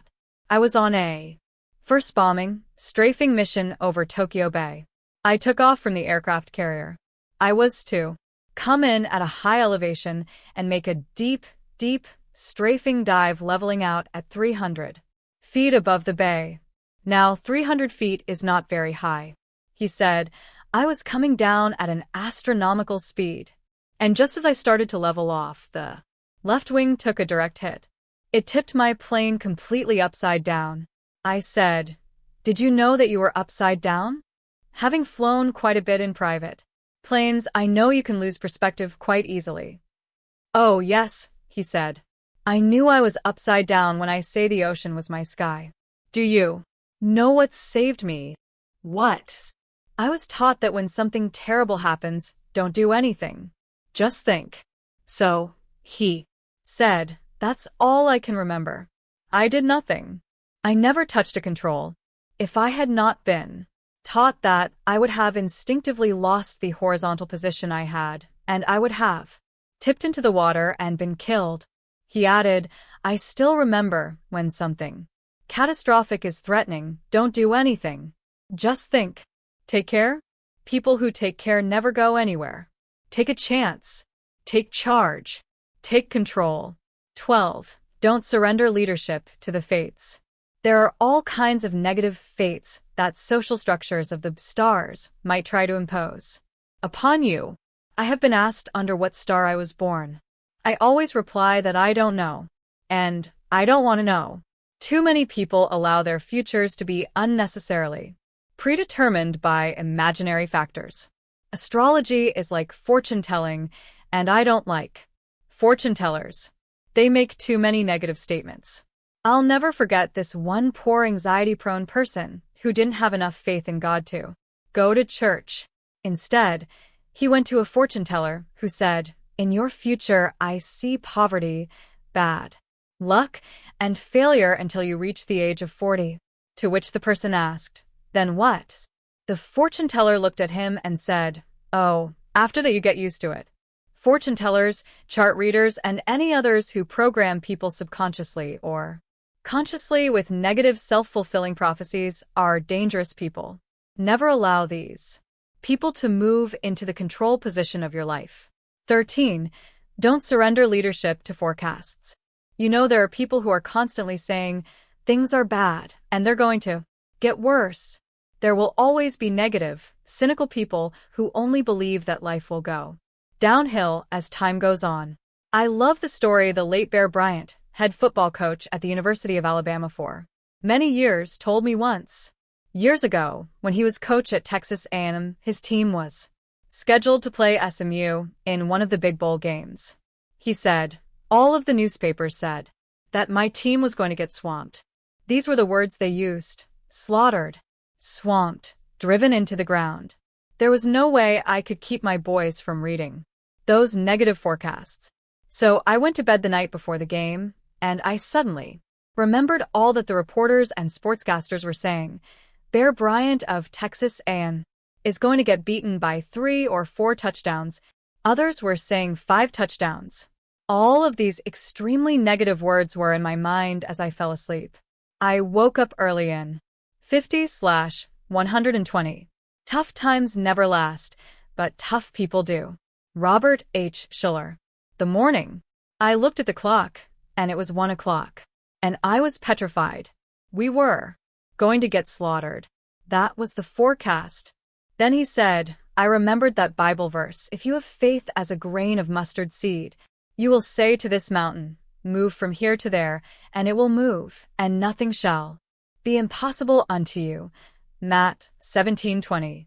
I got up, called my coaches, and said, I want you to have all the players in the locker room in 30 minutes. I pulled my pants on, put some shoes and a sweater on. I got in the car and started it. The 2 headlights pierced the blackness of the night. At 1:30 a.m. there wasn't a car on the road. I swung into the parking lot, went into the desert locker room, paced and waited. Other car lights started coming, one lonely car after another. The players came staggering in. A couple of them were still in their pajamas and bathrobes. I said to them, did you hear the news? Have you heard what they're predicting? They say, we're going to get slaughtered. Beaten by 4, 5, or 6 touchdowns. You all heard it. Okay. I want to tell you something. Jesus said, if you have faith as a grain of mustard seed, a little mustard seed, you can say to your mountain, move, and it will move. And nothing will be impossible to you. Now go home to bed. I asked him, how did you do?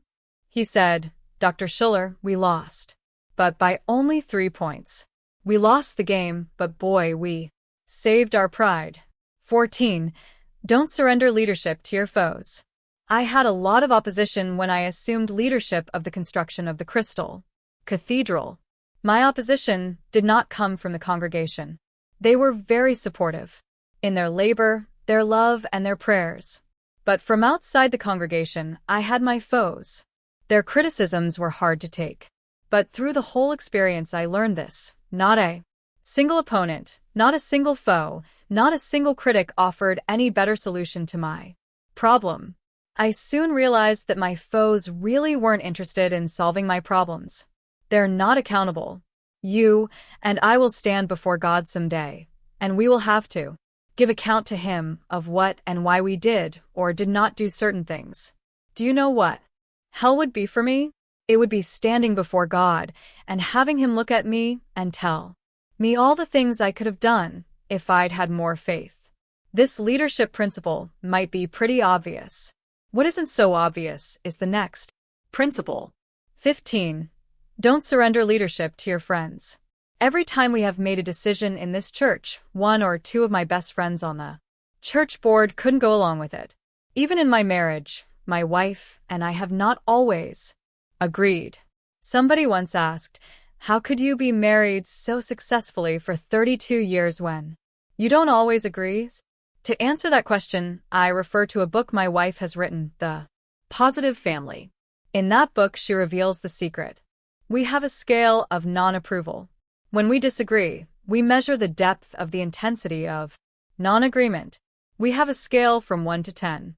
1, the lowest level is, I'm not enthusiastic, but go ahead if you want to. From there, the intensity of the comments increases. 2, I don't see it the way you do, but I may be wrong, so go ahead. 3, I don't agree.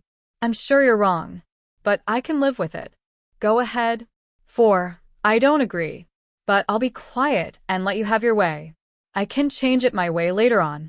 Next year I can repaint, repaper, reupholster it my way. 5, I don't agree, and I cannot remain silent. I love you, but I will not be able to keep from expressing my disapproval. So don't be offended if you hear me expressing a contrary view. 6, I do not approve, and I make a motion we postpone and delay action until we both are able, emotionally and rationally, to reevaluate our positions. Give me more time. 7, I strongly disapprove. This is a mistake, costly, not easily corrected, and I stand firm. I cannot and will not go along with it. 8, my answer is not. I will be so seriously upset if you go ahead that I cannot predict what my reaction will be. 9, no way.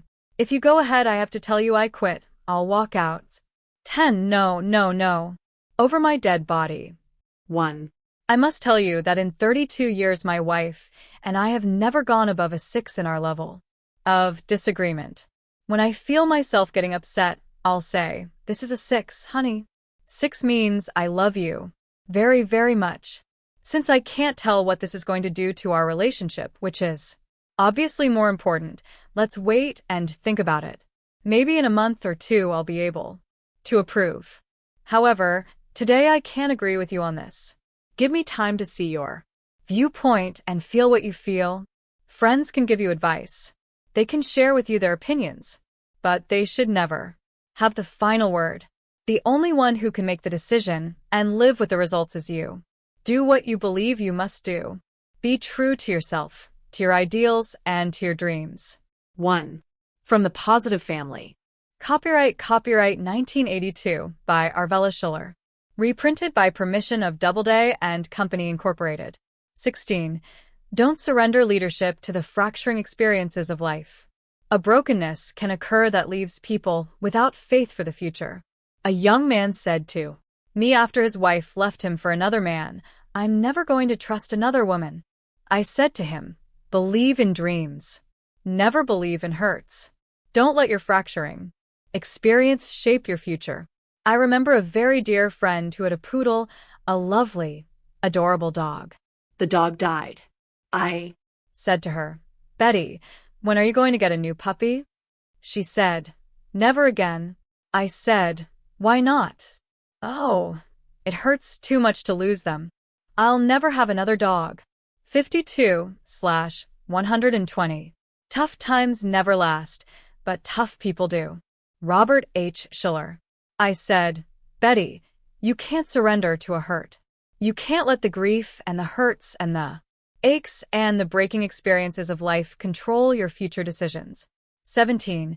Don't surrender leadership to the flattening out experiences of life. I have seen families in this church that have withstood experiences that would crush others.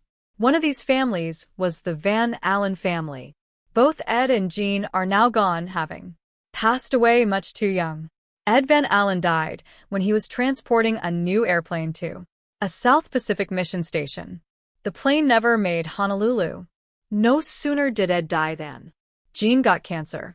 Jean was told that her case was terminal, that she did not have long to live. After courageously fighting a losing battle, she suddenly had a last resurgence. She came back and did some wonderful work and made some fine contributions. At her deathbed, I asked, Jean, where did you get the power to come back these last few weeks? There months ago you were almost dead. She said, oh, I began to think, this is it. You're terminal. Now's the time to quit, give up.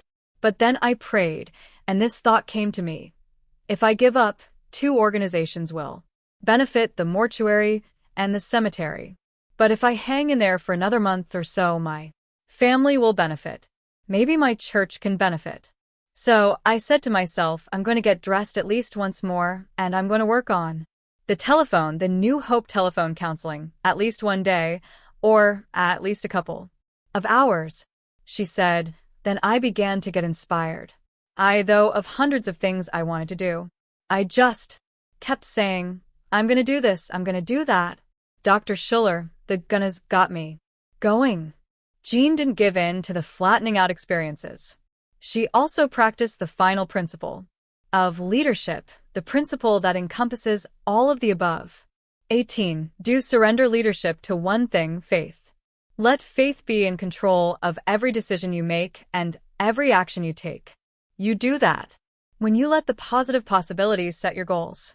When you look at your life and where it's headed, ask yourself these questions. Who's in charge? Who's in control? To whom have I surrendered leadership? Surrender leadership to faith. Surrender leadership to God. Let Him be in control of your life. Ask Him 3 questions. God, who am I? Why am I here? Where am I headed? At the very least, His answers may surprise you. They will open your eyes to the beautiful person that you are and will become, as well as to the fantastic future that awaits you. 6. 10 Commandments of Possibility Thinking. Possibility thinking. What is it? In essence, it is the management of ideas. Some people never have learned to manage time. Some people never have learned to manage money. Some people never have learned to manage people or themselves. Possibility thinking focuses not on the manage of time, money, energy, or persons, but on the management of ideas. What do we mean by management? Management is control. Management is the control of a resource in order to minimize waste and maximize the development of latent possibilities. I am told that 10,000 ideas daily flow through the average mind. A vast majority of the ideas are negative. Possibility thinking is the disciplined separation of negative thoughts from the positive thoughts by this criterion. Positive thoughts are those that hold undeveloped potential for good. Impossibility thinkers are people who instinctively react negatively to a possibility-laden idea. They impulsively look for reasons why it can't be done. They quickly abort an idea and forget about it. The possibility thinker looks at every idea to see if it has possibilities. If it does, he takes an option out on the idea. He does not let it slip by. I recently received a letter from a woman in Flora, Indiana, who was presented with a positive idea, executed it, and is not managing a successful small business. She wrote, Dear Dr. Schuller, a few weeks ago I heard you say, if you are laid off work, you're lucky. I thought, oh, dear, really? You said, You probably would not have the guts enough to quit your job and start a business of your own. I Thought to myself, how did you know? Well, that is exactly what has happened to me. I was laid off from General Motors in Kokomo, Indiana. I Kept busy with my sewing and doing for others, but that didn't pay much. I kept asking God, if I have a talent, please help me turn it into a business. In August, my husband and I were helping friends build a cabin in Minnesota, and in evenings we women worked on crafts. My friend said, I'm so tired of making crafts and giving them away, aren't you? Let's start a gift shop with things on consignment. She also said we had the ideal place for the shop, where I used to have my Tupperware office at one end of our garage, a room 24 by 13 feet. Now, this friend had not seen this room since I got out of Tupperware 7 years ago. I had become a room 4, where do I put this or that? Oh, just out in the Tupperware office. Now, can't you just picture our room like that? When we got back from Minnesota, we had 50 names on our list of people we knew who made crafts. We got that messy room cleaned out, had a garage sale, and what didn't sell, the Goodwill got. We got $600 for stuff we thought was really junk. We thought if people will come out in the country for a garage sale, they should come for handmade things. So we got very inexpensive pumpkin-colored plaid carpet. We restained the paneling and made curtains with painted pumpkins of the tiebacks, called out place, the Pumpkin Patch Gift Shop. We opened October 1st. In the first month, we have had over 600 people here and have had gross sales of $2,533.22. Before we opened the doors on October 1st, we had our long talk with God, and Hi is our #1 partner. We now have 94 people with lovely handmade things in our place. As we look back, I can't remember any negative thoughts about this. We just feel like it had to be God's idea. We could not have done all this as fast as we have without Him. And we do thank you, Dr. Schuller, for all your help. I talk about you in the pumpkin patch lots of times. This woman is a possibility thinker. She could have rejected her friend's proposal for any number of reasons. Instead, she managed the negative ideas, executed the positive ones, and now her unemployment problem is solved. 54/120. Tough times never last, but tough people do. Robert H. Schuller. I consider myself a possibility thinker. I have pursued many ideas that initially appeared humanly impossible. The results have always amazed me, but I must confess that there have been any other ideas that were so ludicrous that I quickly rejected them. I never gave them a chance. Today I was given the keys to a brand new Lincoln. The car is mine, free of charge for 12 months. This gift was the result of an impossible dream that I was tempted to discard. The idea first occurred to me when I was with my wife at the Honolulu airport. We were inquiring about a rental car when the clerk informed us, we have a super bargain going right now. We have brand new Lincolns, fully equipped and fully computerized. Normally they rent for $60 a day. We can let you have one for only $35. My wife was so enthusiastic, she convinced me to rent the car. It was beautiful. It handled like a dream. That was when I got the idea. Wouldn't it be great to get a car like this for Arvella, my wife? After all, she has nearly 80,000 miles on her old car. My idea was a good idea. It was a positive idea. It could bring comfort and safety to someone I love. However, when I realized how much a car like that one might cost, I quickly dismissed the thought. No sooner did I say to myself, forget it, Schuller. It's too expensive, then this next thought came to me. Why don't you practice what you preach? You just gave a lecture last week at a sales conference. There you told thousands of people how important it is to manage ideas. You said, never throw away an idea just because it is impossible. Give it a chance. So I decided to give it a try. I thought that I should at least find out what it cost. Maybe it would be less than I imagined. Even if it was as much as I expected, perhaps I could get one on sale. If not, I could try to increase my income somehow. I decided I would try to work it out. As soon as I made a sincere commitment to try, the breakthrough came. I suddenly recalled a meeting a man named Bob Eagle, who was introduced to me as head of Eagle Lincoln Mercury dealership in Dallas, Texas, one of the nation's largest. Should I call Bob and see if he would sell me one of these cars at cost? The idea seemed crazy. I was tempted once more to discard it. But then I remembered another principle I have lectured on often. Do it now. I walked to the telephone, called the Dallas information operator, and asked for the telephone number of Eagle Lincoln Mercury. I placed a person-to-person call from Hawaii. She immediately got Bob on the line. He greeted me warmly. I relayed to him how impressed I was with this automobile and told him that, though I couldn't afford it, it would be wonderful if I could give one to my wife for her birthday. Bob said, "Dr. Schuller, you've really helped me through your television show. Now I'd like to help you.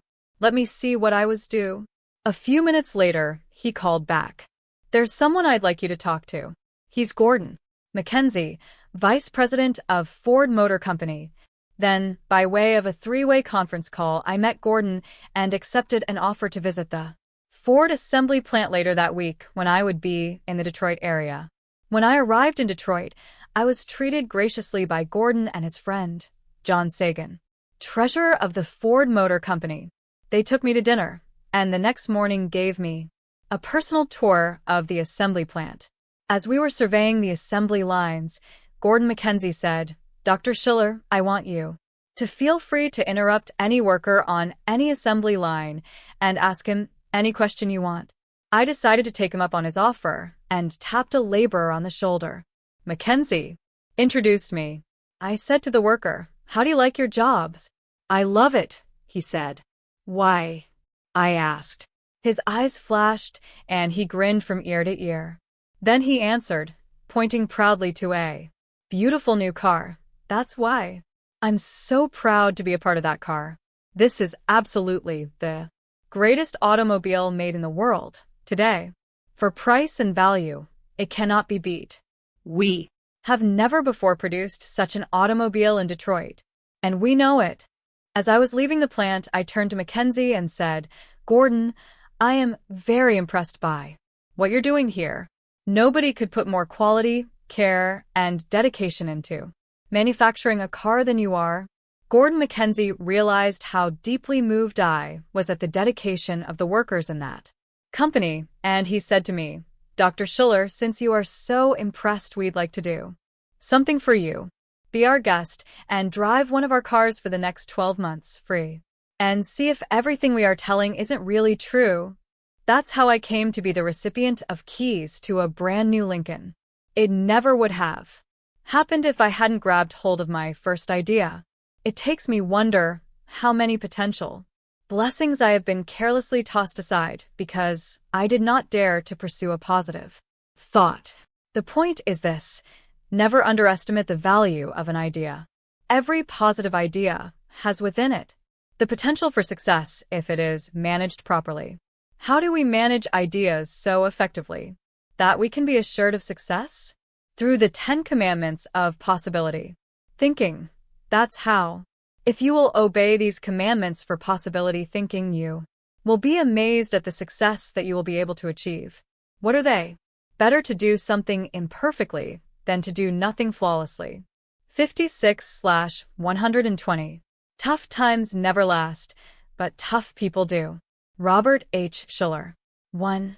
Never reject a possibility because you see something wrong with it. There is something wrong with every good idea. Anytime God gives you an idea, you can find some negative aspect to it. It's amazing how people sit in a deliberating meeting and respond to an opportunity only by finding fault with it. Don't throw away a suggestion when you see a problem. Instead, isolate the negative from the possibility. Neutralize the negative. Exploit the possibility and sublimate the negative. Don't ever let negatives kill the positive potential that is within an opportunity. Nothing is impossible if I will hold on to the idea that it might become possible somehow, some way, with someone's help. Only a few weeks ago, I was asked to deliver a possibility thinking seminar for the unemployed. They said, Dr. Schuller, you believe in possibility thinking. Maybe it can help the unemployed solve their impossible problems and find a job. Frankly, I was challenged by the idea. It forced me to review the principles of possibility thinking and apply them to an area to which I had never before attempted to apply them. As I worked on my speech, my notes piled up higher and higher until I realized this could be very helpful to a lot of unemployed people. Maybe I should write a book of this subject. At that point, I could have reacted negatively. Instead, I yielded to that positive impulse, telephoned my publisher, and asked, could you get a book published, manufactured, and out on the streets of America in a few months? I think I have something to say that could be very helpful to the unemployed. I'd like to get it out in a hurry. My editor, Larry Stone, said, I'll call you back. On Friday, the phone rang. It was Larry. Dr. Schuller, we love the slogan, tough times never last, but tough people do. We'd love to have you write a book with that title. It could be very, very helpful to many people. And we agree that it must get out in a hurry. A lot of people are desperate and need that hope today. Our spring catalog goes to print in 3 days. If you're agreeable, we'll announce your new book in the spring catalog.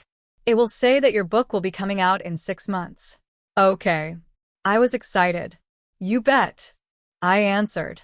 Then he dropped the bombshell. If we are to deliver what we are promising, we will need the first 4 chapters from you by November 15th. No problem, I answered impulsively. You'll have it. My wife had heard the conversation and said, what have you agreed to do? I explained. She said, do you know what date it is today? I said, no. The 15th of November is a week from Monday. I was horrified. A week from Monday? There is no way I can get 4 chapters by that time. Tomorrow is Saturday, and I'll need all day Saturday to write the 2 Sunday morning messages I am scheduled to deliver. The only free day I had before November 15th was Monday the 8th. How could I possibly get 4 chapters written before the 14th of November? I concluded inwardly that I had agreed to impossible. Yet everything within me refused to give up on the idea. Somehow it would have to be accomplished. On Monday morning, I was not at all motivated. In fact, I was paralyzed by anxiety. I allowed myself to be interrupted by telephone calls. I allowed myself to be distracted by other pressures. By the time I went to bed at 10:30 on Monday night, I had not lifted a pen. I had not written a thing on my book. That meant that I now had only 6 days left to write 4 chapters. You are reading the book, so you can see that I got the chapters done in time. What saved me? Was it a positive slogan? Prodding from my wife? No. It was an obscene phone call. On Tuesday morning, November 9th, 1982, the phone awakened me at 4:30. The person on the other end never said a word. There was just some heavy breathing. I turned over, hoping to catch another couple hours of rest, but was unable to go back to sleep. As I tossed and turned, this thought occurred to me. Why don't you get up? Go into the library and start dictating. But I argued with myself. I can't dictate a book. I never dictate books. That is something in which I've never believed. Don't ask me why. It only illustrates my problem of locked-in thinking on a particular point.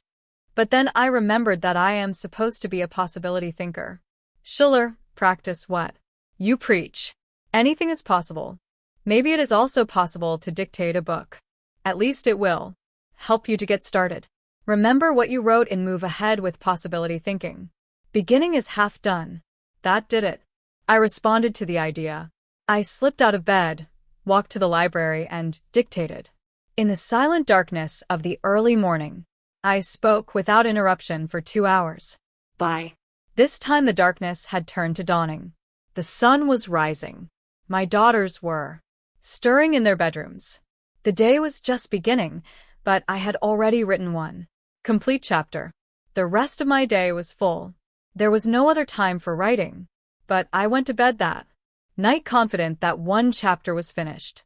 At 3 o'clock on Wednesday morning I was awakened by our dogs. Our Samoyed Doberman, and German Shepherd would not quit barking. Finally, I got out of bed to quiet them down and discovered that they had cornered a raccoon under our front porch. They were barking with insane rage at this cowering, cornered creature. I tried to bribe the dogs with food to quiet them. I commanded them to be quiet. Nothing worked. I was disgusted. I went back to bed. I couldn't get to sleep. So for the second morning in a row, I went to my library and dictated another chapter for the book. 58/120. Tough times never last, but tough people do. Robert H. Schuller. Then I called my senior editor who edits my sermons every Sunday and consequently knows all of my material better than anybody else. That person is my daughter, Sheila Schuller. Coleman. I said, Sheila, I need to get 2 more chapters written in the next few days. Remember the story of Bert, Benno, and John, our New Hope counselor, who was paralyzed? Would you pull them together into a chapter? And would you help me polish up the other chapters that I have dictated? Could you take my lecture on the 10 Commandments for Possibility Thinkers and develop it into a 4th chapter? Sure, Dad, she replied enthusiastically. The story that I am sharing with you now, I dictated on Thursday morning at 4:30. A few hours later, I left for Arizona, then Indiana. I arrived back in town late Friday night. On Saturday, I prepared 2 messages for Sunday. But on my desk Saturday morning were the 4 completed chapters of this new book, Tough Times Never Last, but Tough People Do. What I would have considered to be a total impossibility became an accomplished fact. When faced with a mountain, I will not quit. I will keep on striving until climb over, find a pass through tunnel underneath. Or simply stay and turn the mountain into a gold mine, with God's help. 2. Never reject a possibility, because you won't get the credit. God can do tremendous things through the person who doesn't care who gets the credit. Years ago, I met a man who was president and chairman of the board of a company in Minneapolis. The company had made the first huge balloon satellite, one that moved across the night sky like a star. It was a successful step in the early stages of the space program. I said to the president, "Excuse me for saying this, but I've never heard of your name or your company." He replied, "Maybe not.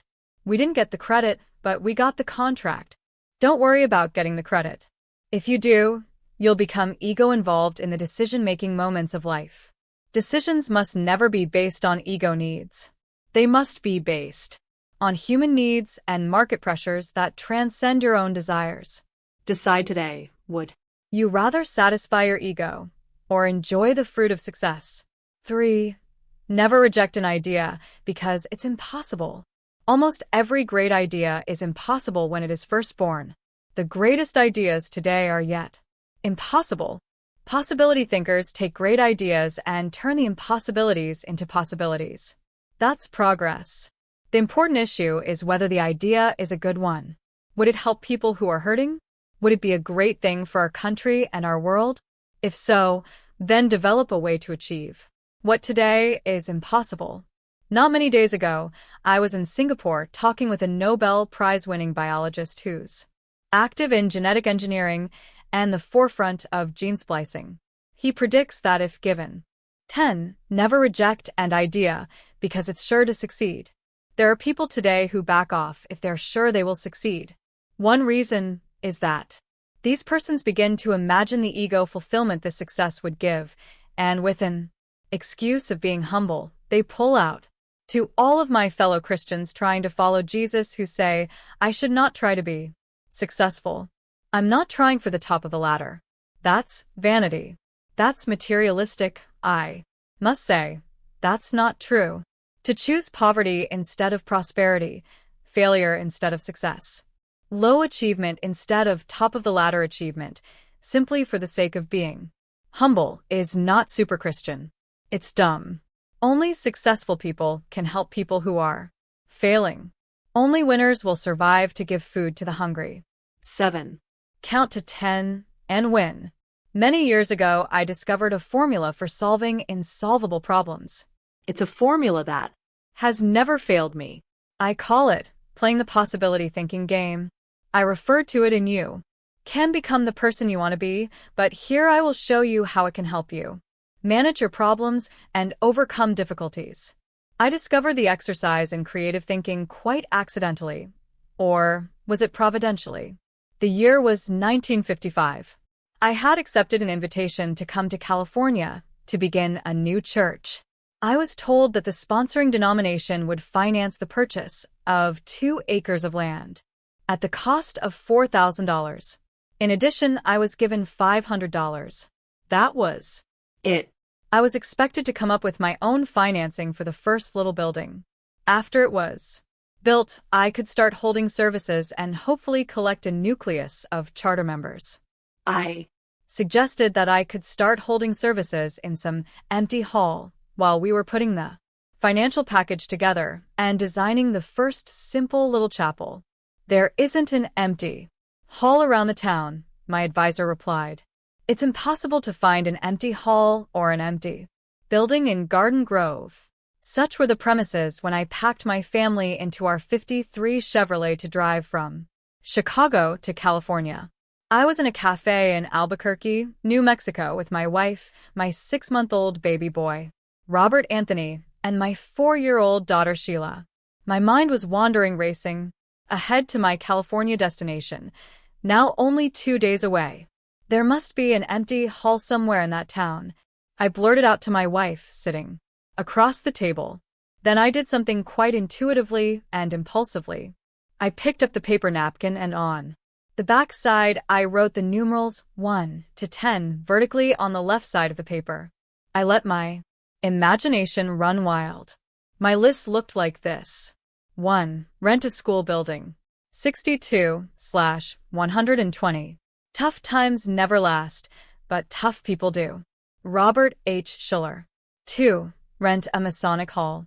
3. Rent an Elks Lodge. 4. Rent a mortuary chapel. 5. Rent an empty warehouse. 6. Rent a community club building. 7. Rent a Seventh-day Adventist church. 8. Rent a Jewish synagogue. 9. Rent a drive-in theater. 10. Rent an empty piece of ground, a tent, and folding chairs.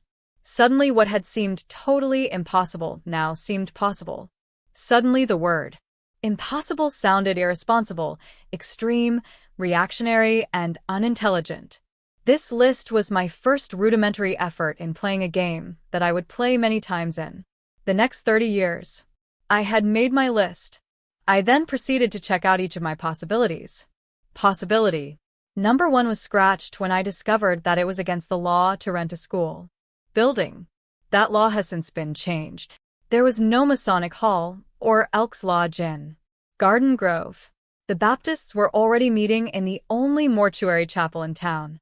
The Presbyterians were renting the Seventh-day Adventist church on Sunday. There was no Jewish synagogue. I couldn't find an empty warehouse or an empty community club building. I was down to possibility number 9. There was a drive-in theater on the outskirts of the city, too far away from the center of Garden Grove, I thought to myself. But after that negative thought, a positive thought entered my mind. And the positive thought was, it may not be in the center of Garden Grove, but it is in the center of Orange County. The rest is history. I went to the drive-in theater. I was told it was available at $10 a Sunday, and it had parking for 1,700 cars. I started preaching in that drive-in theater 4 weeks later. I eventually spent 6 years preaching under the open sky without protection from the winter rains, insects, or birds. Years later, we erected our first building. In 10 years, the church grew to a membership of 1,500 persons. We now needed offices and counseling quarters to minister to the expanded needs of the hurting people in our community. We calculated that all of the offices needed for counselors and ministers would occupy too much ground space. Then I thought, why not build it in a high-rise tower? After all, a tower could be a landmark, pointing out the location of the church to passers-by on neighboring roads. The church steeple is respected and traditional on the landscapes of Western Europe and the United States of America. Why not build a church tower, a steeply, that would not only have height but would also be functional from the top to the bottom? Why not put a couple of elevators in the tower, divide it into floors, put a chapel at the top and fill it with offices and counseling facilities? It was an exciting idea, but again I had absolutely no money. But to play the possibility thinking game, you have to assume that you won't win if you don't begin. There's no hope of winning if you don't decide to play the game. I decided to win. And to win, I needed to begin. I went to the back in Garden Grove and opened a special Tower of Hope fund. In it, I deposited $25. Then I went before the congregation and shared, in a message that I hoped would be inspiring, my dream of a counseling center that could minister to people in the community and across the nation. I Shared with them a vision of installing telephones in the tower to receive calls from desperate people all over the United States. The phone number would be one that anybody would remember, the letters NEWHOP. You won't win if you don't begin. In addition, I imagined that we'd have a chapel at the top of the tower where young people could be married. They could look out to the left and see Catalina Island lying in the Pacific Ocean. They could look to the north and see the snow-capped mountains. They could look around the county and see the freeways and the highways twinkling with the lights of moving traffic and believe they could rise above human problems. That was the picture I painted for my congregation. This was my dream of a Tower of Hope. It will cost $1 million. I told them. We have $25 from an anonymous donor. All we need is another $999,975, and up it goes. A couple people came up to me afterwards and said, "It was a great sermon, Dr. Schuller. And it's a great idea. But it will take a lot of money. I don't know where you're going to get it." That week I received a letter commending me on the idea and enclosing a check of $500. With such an enthusiastic endorsement, I immediately went to the architect, Richard Neutra. I said, "I have an idea for a functional church tower." I sketched out my dream for him, a chapel at the top, counseling offices on the lower floors. Now, Mr. Neutra, I asked, I need a pretty picture of this tower. He smiled at me and said, I shouldn't agree to it. But I will. Before I knew it, the picture was delivered. It was a beautiful 4-color rendering. I posted it in the lobby of the church with the announcement, "This is what we're going to build."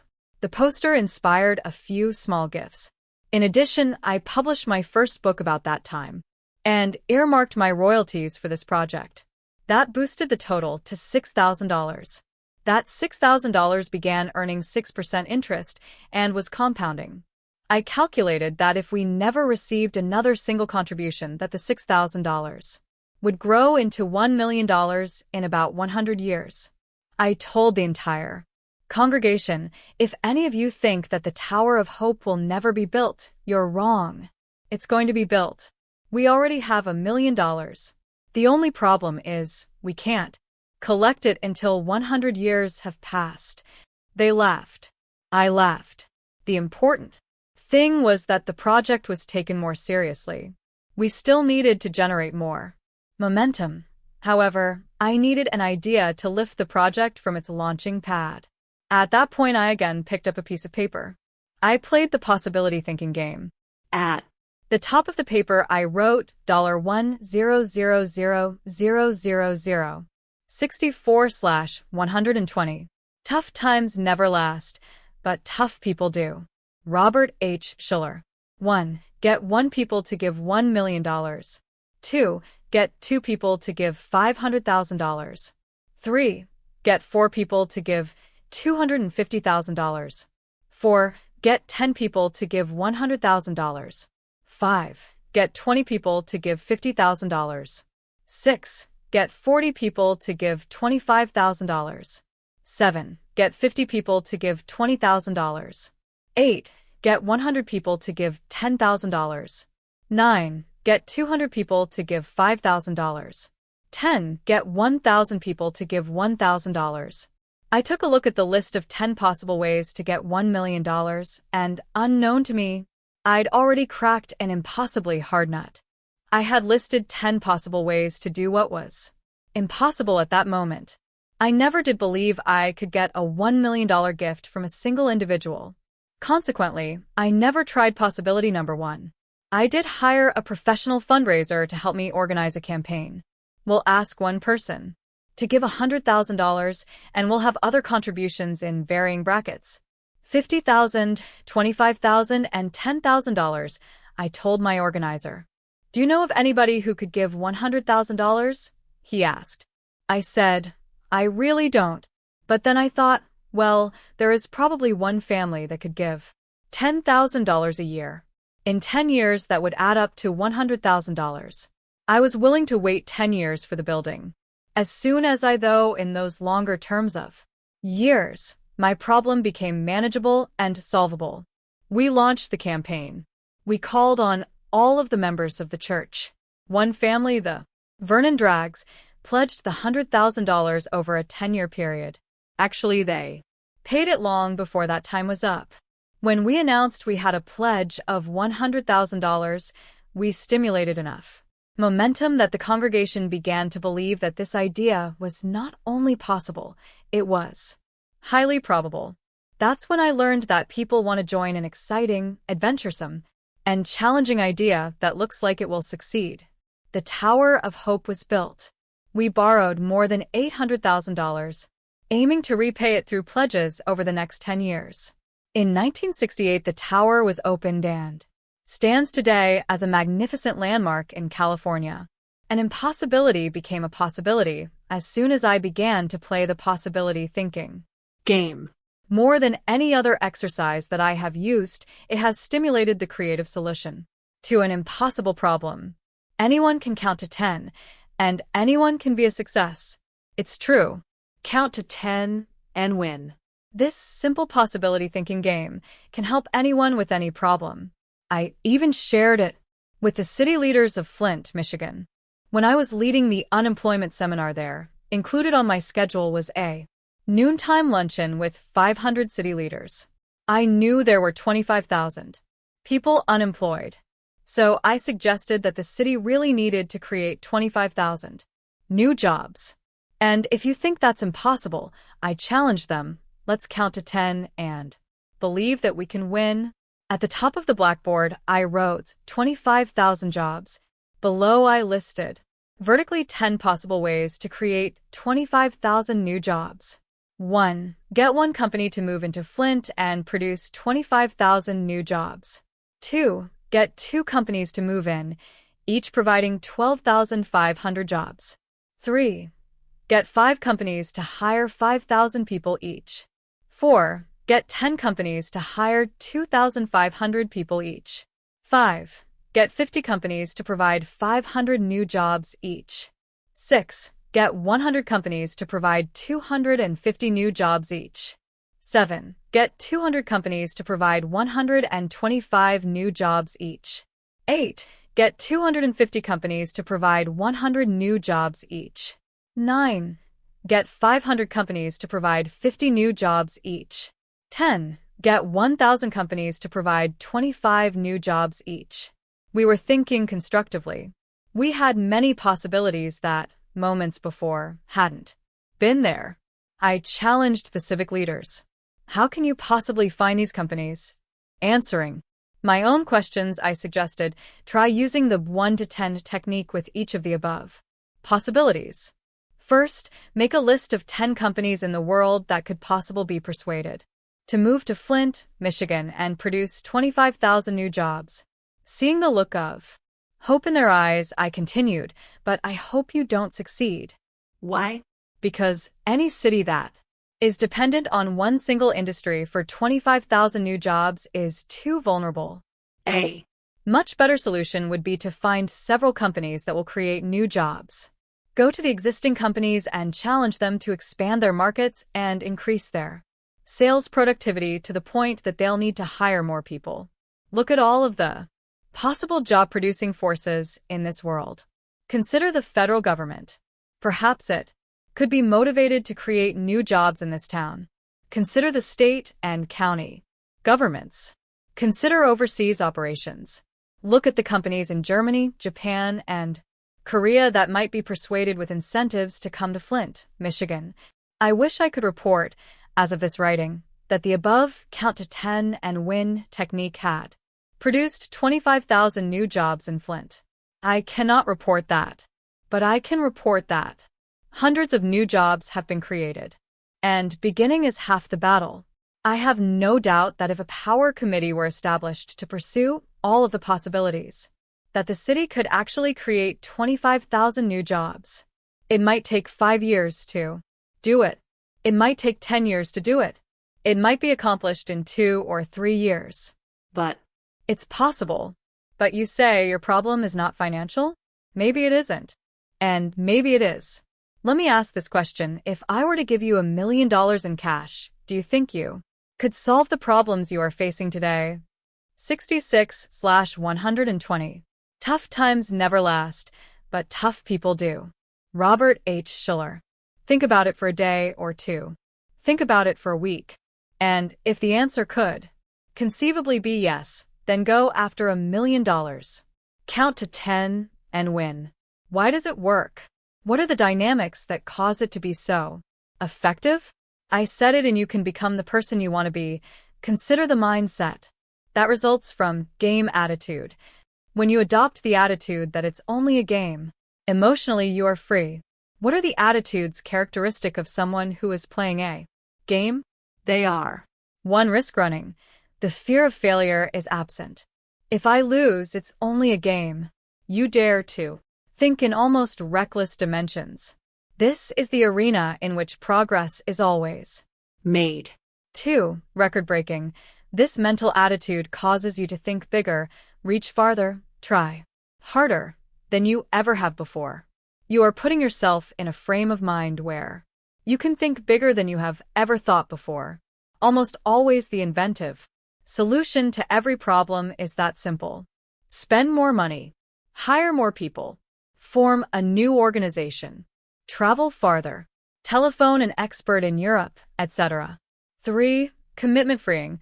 Since it's only a game, you can quit any time you want without ruining your reputation. You are free from the subconscious tension generated by the fear of involvement and ongoing responsibilities. Because it's only a game, you can relax in total freedom from responsibility. When you adopt such game-playing attitudes, you generate a mental climate conducive to creativity. This is the secret behind the possibility thinking game. Count to 10 and win. The word possibility is another key to the success of this formula. The very word possibility creates a mental climate conducive to creativity. Simply suggesting that something might be possible releases creative brain cells from their invisible prison of subconscious defense mechanisms. To understand the cybernetic power of this word, consider its antonym, that dirty 13-letter word impossibility. When uttered aloud, this word is devastating in its effect. Thinking stops. Progress is halted. Doors slam shut. Research comes to a screeching halt. Further, experimentation is torpedoed. Projects are abandoned. Dreams are discarded. The brightest and the best of the creative brain cells nosedive, clam up, hide out, cool down, and turn off in some dark, subterranean corner of the mind. In this defensive maneuver, the brain shelters itself against the painful sting of insulting disappointments, brutal rejections, and dashed hopes. But let someone utter the magic words, it's possible. Those stirring words, with the siren appeal of a marshalling trumpet, penetrate into the subconscious tributaries of the mind, challenging and calling those proud powers to turn on and turn out new ideas. Buried dreams are resurrected. Sparks of fresh enthusiasm flicker, then burst into new flame. Tabled. Motions are brought back to the floor. Dusty files are reopened. Lights go on again in the darkened laboratories. Telephones start ringing.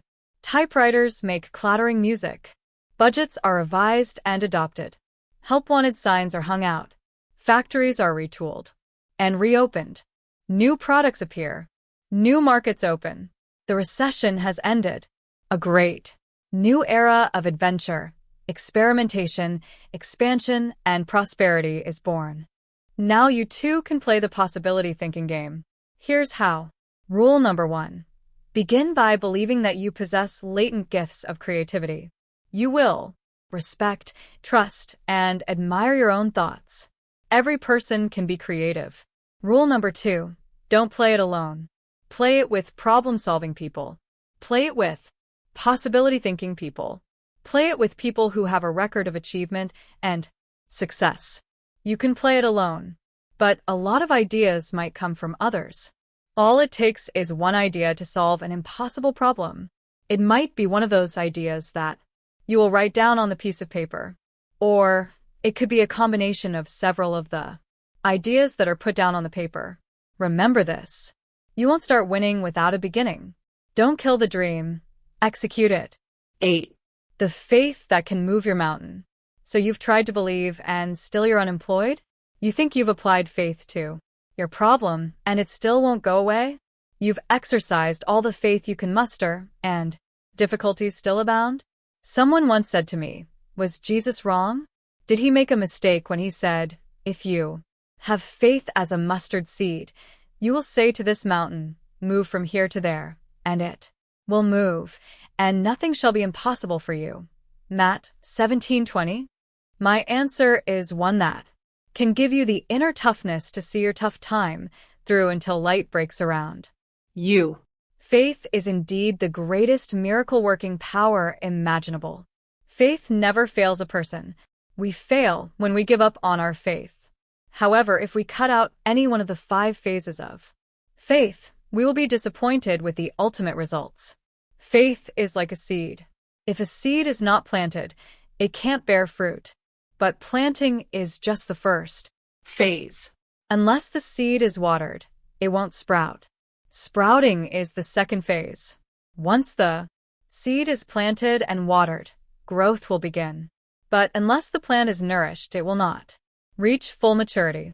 It will not blossom, which is the third phase. Then when the buds are beginning to form, if the proper climatic conditions do not exist, the stalk will produce no fruit. There will be no ear on the corn. Bearing fruits is the fourth phase of the cycle. Only if each phase is properly nurtured can a seed reach full maturity. Finally, when the fruit is ripe, it must be harvested at the precisely correct time, or winds, rain, or overripeness can cause it to drop to the ground, where it will rot. Even as there are 68/120. Tough times never last, but tough people do. Robert H. Schuller. 5 phases to fruit bearing. From the planting of the seed to harvest, there are 5 phases to the full cycle of mountain-moving faith. 1. The nesting phase. The first phase of faith is the nesting phase. That's when an idea drops into the mind, as an egg is deposited in the bird's nest. Some people experience only this first phase of faith. 4. Too many people, faith never gets beyond the nesting phase. The unhatched egg rots in the nest. The idea passes through the mind without being taken seriously. I don't think anything kills the potential miracle-working power of faith more than a lack of self-confidence. Faith is indeed most fragile at birth. The thought of picking up a new career in midlife is probably an impossibility in your own imagination. Part of this insecurity or lack of self-confidence is because we tend to develop a negative self-image based on our low position on the ladder of life. People think that if they were really brilliant, they would be president of some corporation. If you were appointed president of a major corporation today, what would that do to your self-confidence? When President Woodrow Wilson's Secretary of Labor died, one of the White House maids caught the president off guard with a request. Mr. President, my husband runs a little store on Pennsylvania Avenue and really works hard. I wonder if you would consider making him Secretary of Labor. Startled by her unexpected and rather unreasonable request, the president replied, well, Mary, that's a very critical position. It requires a big man. She replied, well, if you put my husband in that position, he'd be a big man. Faith begins when you begin to believe in the ideas that God sends to you. Greatness does not depend upon your position in life, but upon your respect of the positive ideas that flow into your imagination. The head of a well-known company decided to test the creativity of average people and selected at random 10 uneducated persons from the bottom of the corporate ladder to one of his factories. The company president led them into the executive headquarters, had them sit in big leather chairs around a huge table, and stood before them to explain why they had been chosen. It has come to my attention that all of you have remarkable gifts of creativity. This is the reason I called you together today. Our company is facing a problem, and I believe that you people can come up with a solution. He explained the nature of the problem and left the room for a few hours. When he returned, he discovered that they had had a very effective brainstorming session and had, in fact, come up with a breakthrough idea. They had found an answer to the search and development personnel. Obviously, the executives in charge of the research and development were suffering from locked-in thinking. The truth is that the average bottom-of-the-ladder person is potentially as creative as the top executive who sits in the big office. The problem is that the person on the bottom of the ladder doesn't trust his own brilliance and doesn't therefore believe in his own ideas. This top executive appealed to the employees' pride and stimulated their self-respect. This is how he explains it. Every person is creative, but a lot of people don't believe in their own creativity. When I told them they were smart, they believed it. They came up with a solution because they were not well enough informed to know that their suggestion couldn't be done. The rest of us never seriously considered their approach because in our minds it was technologically impossible. But we established their idea as a goal and were able to solve what we had assumed to be an impossible problem. Every human being has virtually equal creative potential. Why isn't the average person more creative? No matter how complex the answer, one simple reason dominates. Basically, people do not believe that they are creative because nobody has ever told them they are creative. They have never tried to be. Our tendency is not to do anything about the incredible ideas that come to our minds. Years later, when we read that somebody else has turned an idea into a great success, we may lament to ourselves, I thought about that once. Why didn't I do something about it? As a pastor, author, and television spokesman, I find that I must constantly communicate to the masses this confidence. All of you are brilliant. And, of course, this is true. All of us have incredible creative potential because all creative ideas come from God, and all of us can tap into this wisdom. Common people are brilliant if only they believe in their own ideas. Most human beings have the same basic brain capacity. The major difference is the attitude that a person has toward his own ideas. At an international psychological congress in Paris, France, Dr. H.E. Gruber of Rutgers University reported that research has led to the confident belief that child prodigies are not born, they are developed. If a child prodigy is not a genetic freak but a product of environment stimulation, then every human being is a potential genius. It means that somehow we have to begin to trust our better and brighter ideas. Believe in your own brilliance. Faith will die in the nesting phase unless you believe in the positive ideas that drop into your mind.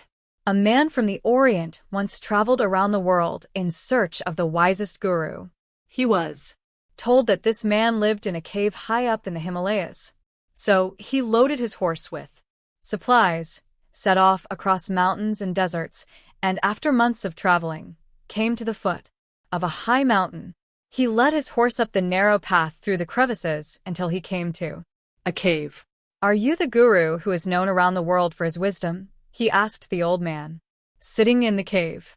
The old man rose to his feet, walked out into the full light of day, looked into the face of the traveler, and said, Yes, I am known for my wisdom. What is your question? Wise old man, how can I become brilliant? Where can I find wisdoms? 70/120. Tough times never last, but tough people do. Robert H. Schuller. The wise old guru stared for a moment into the weary traveler's anxious eyes and asked in reply, "Where can you find your horse?" And with that he turned and walked back into the Cave. The answer was obvious. The traveler's horse had been with him all the time. Brilliance and the capacity for wisdom had been within him all the time. Jesus said it, "The kingdom of God is within you," like 17:21. God drops ideas into your mind every day like eggs in a nest. The first stage of faith is believing in yourself. The positive ideas that flow into your brain come from God. Don't reject the ideas simply because of your awareness of your own imperfections. Perfectionism keeps many people from ever embracing the kind of faith that could mature into a mountain-moving force. An often-told folk tale illustrates the futility of perfectionism. A man found a beautiful pearl with one tiny flaw. If he could remove that tiny imperfection, the pearl would be the world's most priceless. So he peeled off the first layer, but the flaw was still there. He took off the next layer, thinking the flaw would surely be removed, but it remained. He continued to take off layer after layer until, finally, the flaw was gone, but so was the pearl. Of course, no idea is perfect. No idea is without its built-in problems. But trust that the positive potential in an idea is powerful enough to merit your continued support. The me I see is the me I'll be. To make sure you develop mountain-moving faith, build a positive self-image. If you see yourself as a person who is going to become more educated and knowledgeable, then that's precisely what you will become. Your mind's image of yourself will release powers of self-actualization. Hold a mental picture, and it will unquestionably, invariably turn into a physical reality. Hold a negative picture, and negative results will happen. Positive results follow a positive mental picture. This is the irrevocable law of faith built by God into the universe. Draw now a positive picture of yourself, believe in your ideas, and faith will survive. Phase 1. 2. The testing phase. Faith's second phase is the testing phase. No person plunges recklessly and irresponsibly ahead with every idea that moves through his brain. Ideas must be tested by asking the questions that rise out of your own value system. Decision-making is easy if there are no contradictions in your value system. It's easy to make major decisions at the snap of a finger if we know the questions we have to ask to get reliable raw data as answers. A positive idea implies questions like, is this really necessary? Is it really a human need-filling idea? Can it be inspiring to others? The Crystal Cathedral, which stands on our campus, has been called a monument to possibility thinking. That could well be true. I recall very vividly the day when the bids came in while we were preparing to build the $10 million building. Suddenly we were faced with construction bids that topped $15 million. I wanted to In fact, I wrote out a news release announcing that we were aborting the project. But before I could release the story, I received 2 letters, one from Australia and one from Michigan. The letter from Michigan was from a Roman Catholic nun. Dr. Schuller, thank you for your plan to build the Crystal Cathedral. I'm on the board of directors for a hospital. We were talking about adding a wing to the hospital, but the idea was voted down because the cost would run $6 million. I asked the members of the board, did you hear what Dr. Schuller is planning to build in California? They were silent. I told them, he is planning to raise several million to build a cathedral. Can't we find $6 million for a wing in a hospital? Dr. Schuller, that inspired all of them to reverse their decision.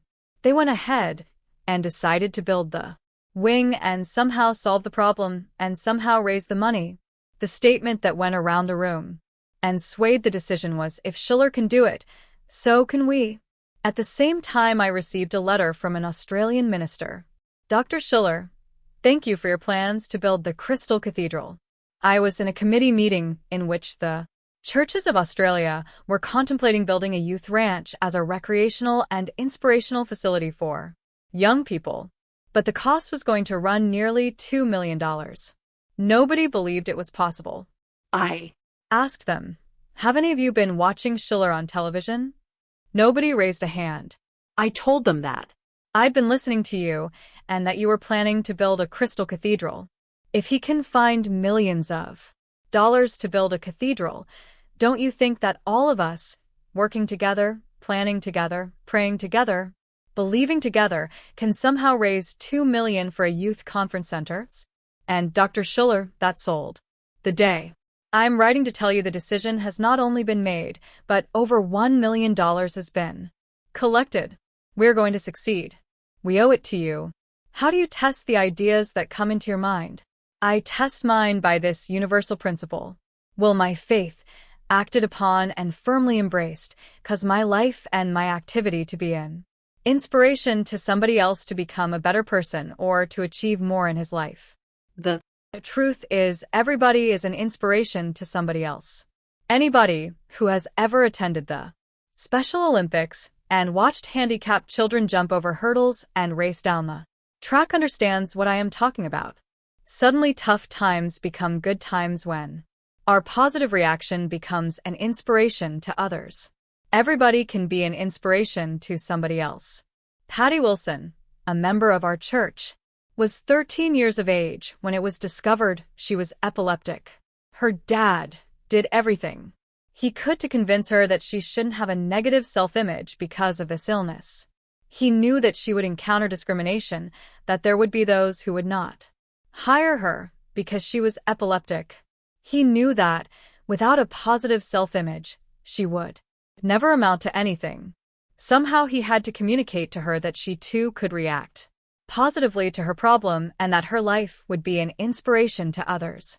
One day, Patty's father was driving to work when he saw a man running along the sidewalk. He wore runner's clothes, but there was something strange about his shoes. They were shaped like horses' hooves. Mr. Wilson did a double take and threw his car into reverse. He found out that Peter Studwick had been born with no feet. His custom-made running shoes, resembling hooves, enabled him to run. That one incident inspired Patty's dad to start running. If he can run, so can I. It was at this point that he vowed to teach Patty that she could be super successful too. Just because she was epileptic didn't mean that she had to be handicapped. He was going to make her believe in herself. As Patty watched her dad run each morning, she became interested. 72/120. Tough times never last, but tough people do. Robert H. Schuller. And was soon running alongside him. Day after day, week after week, month after month, the father-daughter team ran through the neighborhood.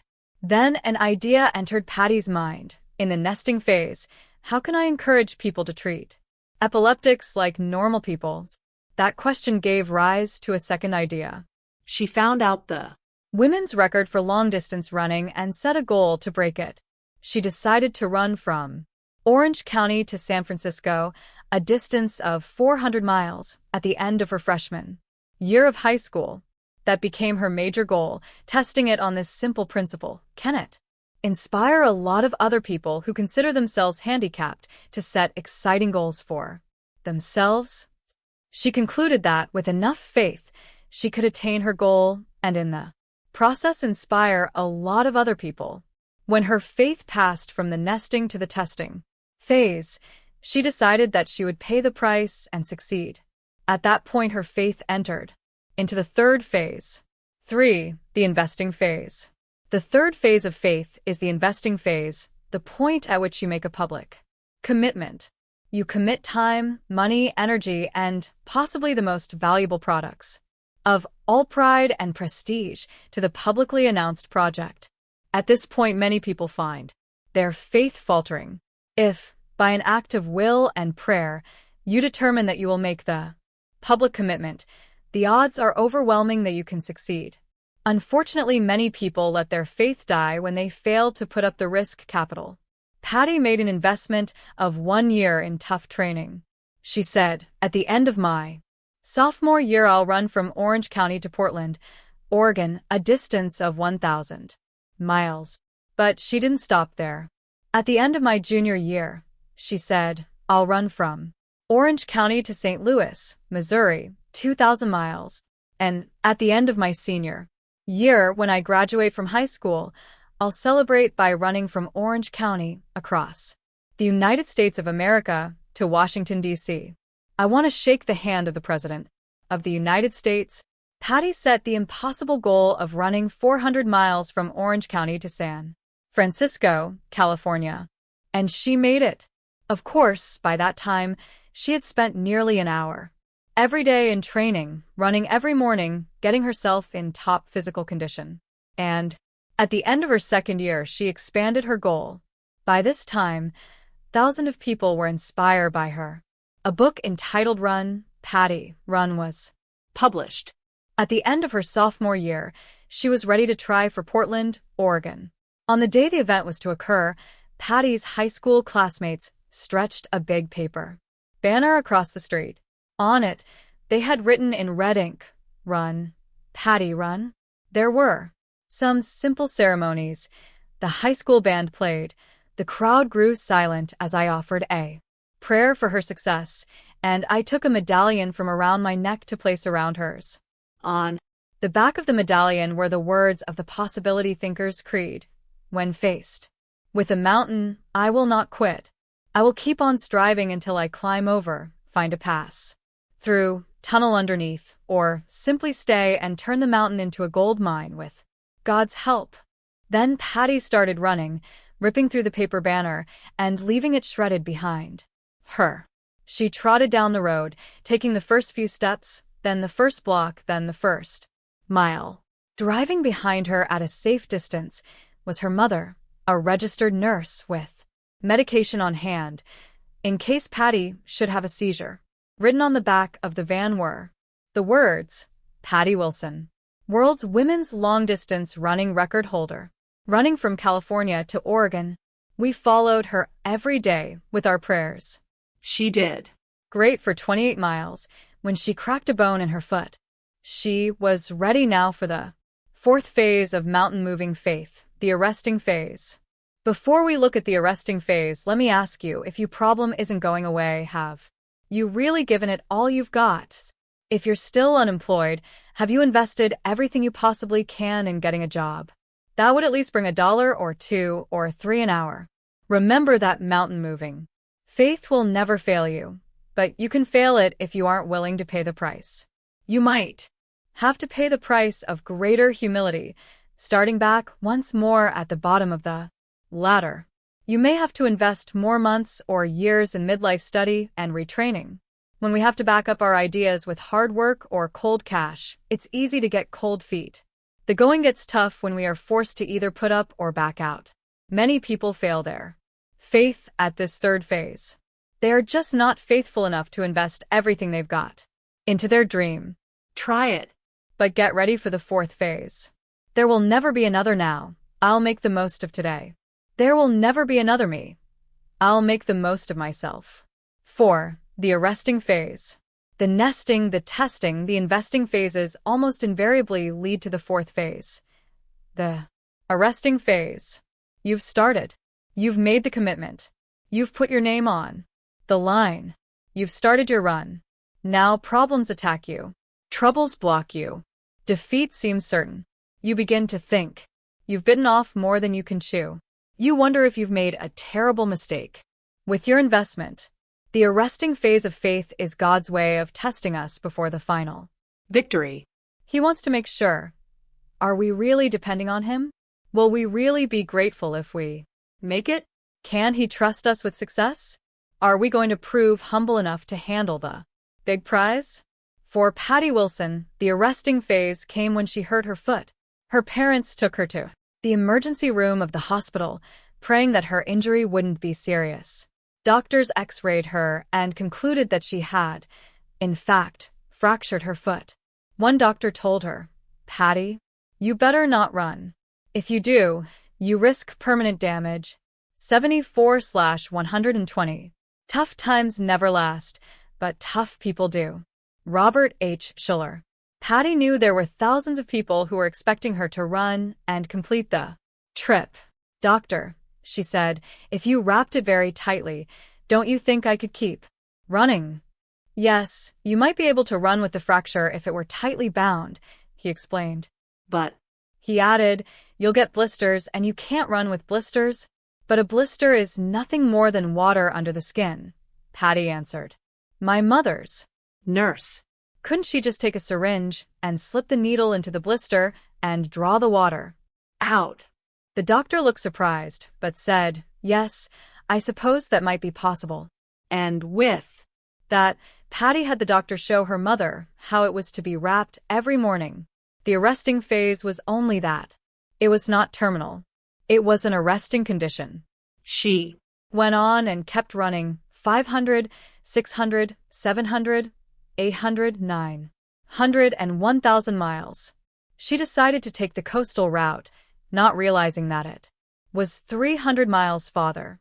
She only thought that it would be far more scenic, and it was, but 1,000 miles went into 1,100 and 1,100 to 1,200, and finally 1,300 miles brought her to the outskirts of Portland, Oregon.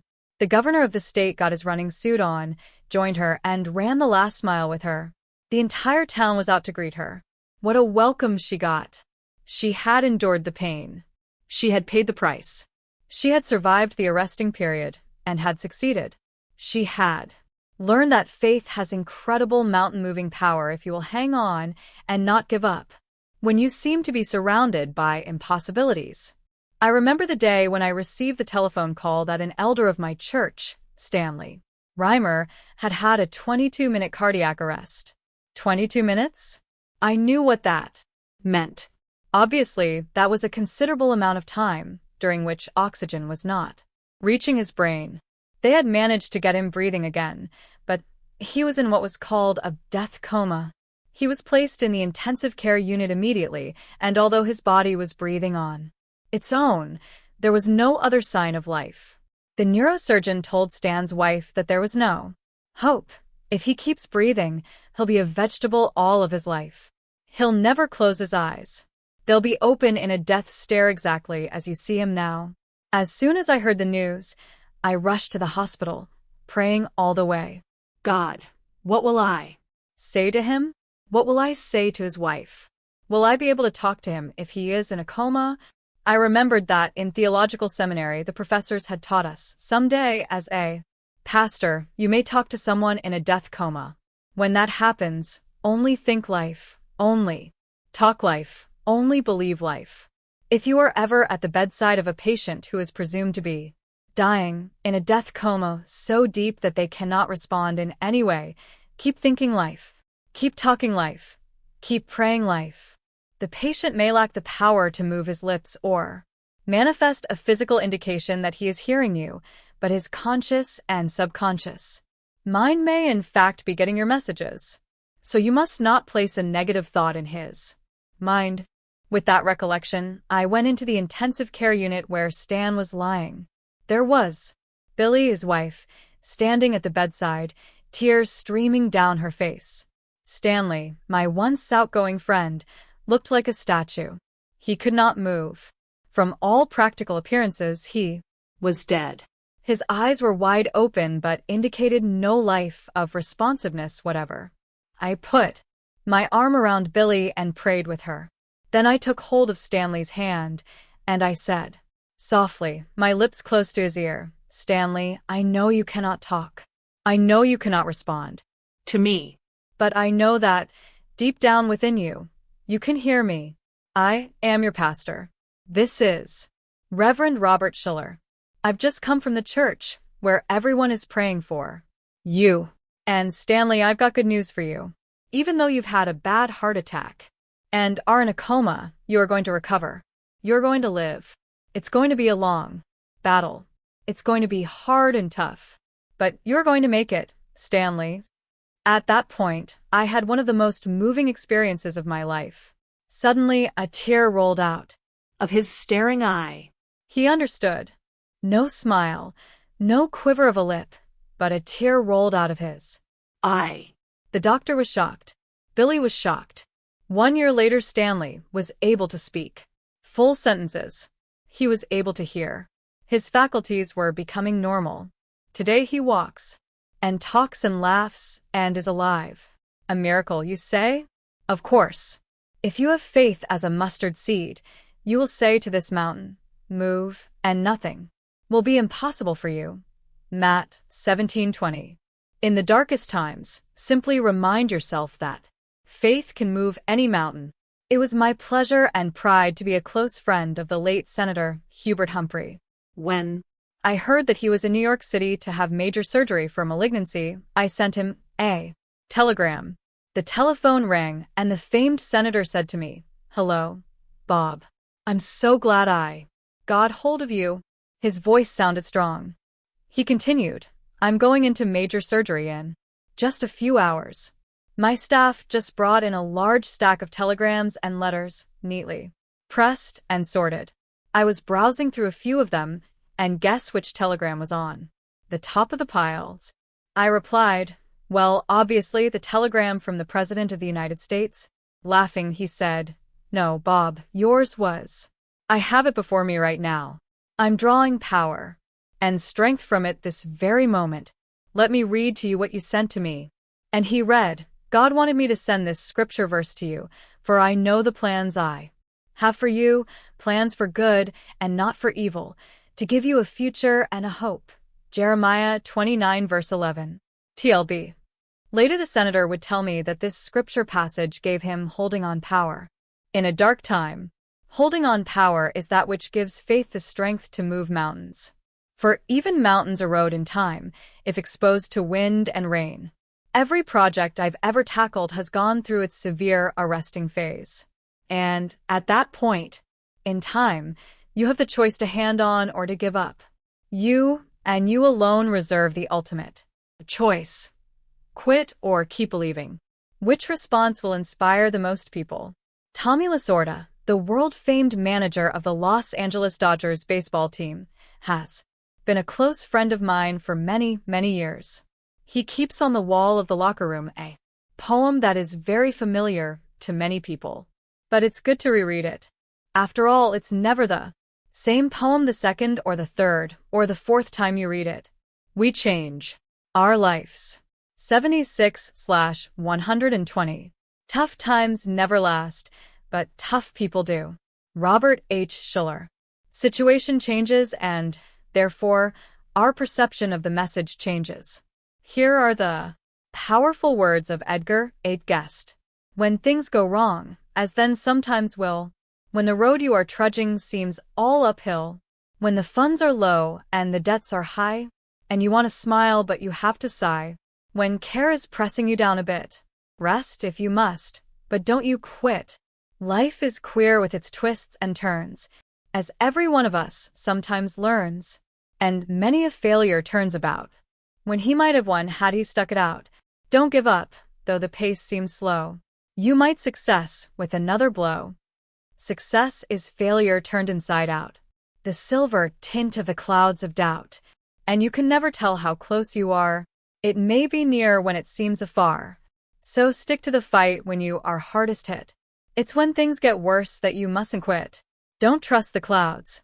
Trust the sunshine. Don't set your compass by the flash of lightning, set it by the stars. Trust the sun. Don't trust the shadows. Believe in your dreams. Don't believe in your despairing thoughts. Have faith in your faith and doubt your doubts. Trust in your hopes. Never trust in your hurts. And you will move on eventually, effectively, inspiringly to faith's final phase, the cresting phase. Decision-making is easy if there are no contradictions in your value system. 5. The cresting phase. Yes, the crowning phase of faith is the cresting phase. The mountaintop is scaled. Success finally is achieved. A habit is broken. The money starts flowing your way. The chains are loosed. The bones are healed. The doctor tells you can go home now. You walk back into the sunshine. A broken relationship is healed.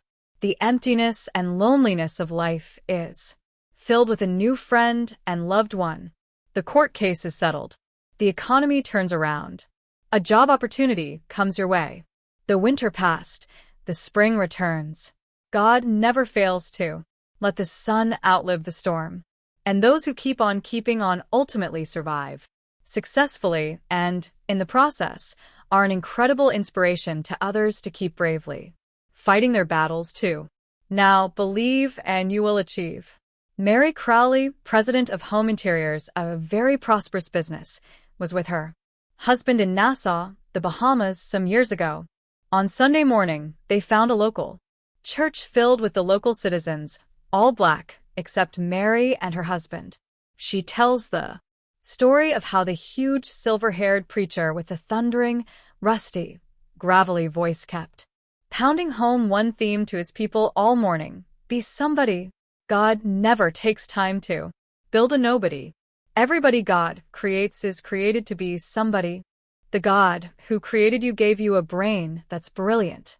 You are able to learn to read. And you have been able to read this chapter. You have a great deal of determination.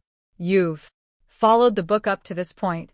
The fact that you are reading these words is proof of the fact that you are cut from great cloth. You are as deserving and as capable of achieving success as any other person alive in the world today.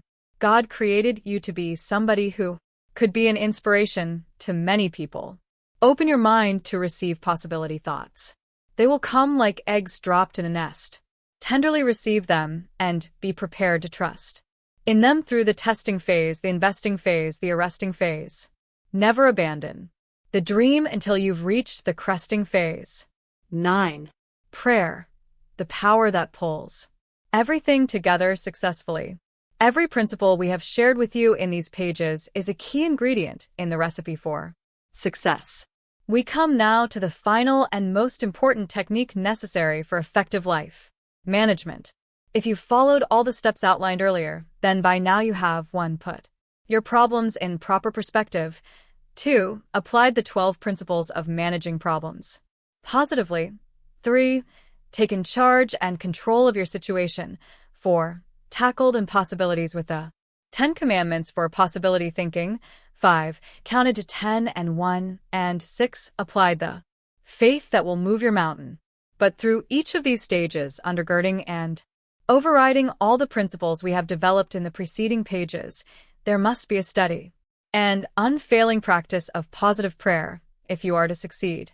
God guides praying people through tough times until the beautiful breakthrough finally comes.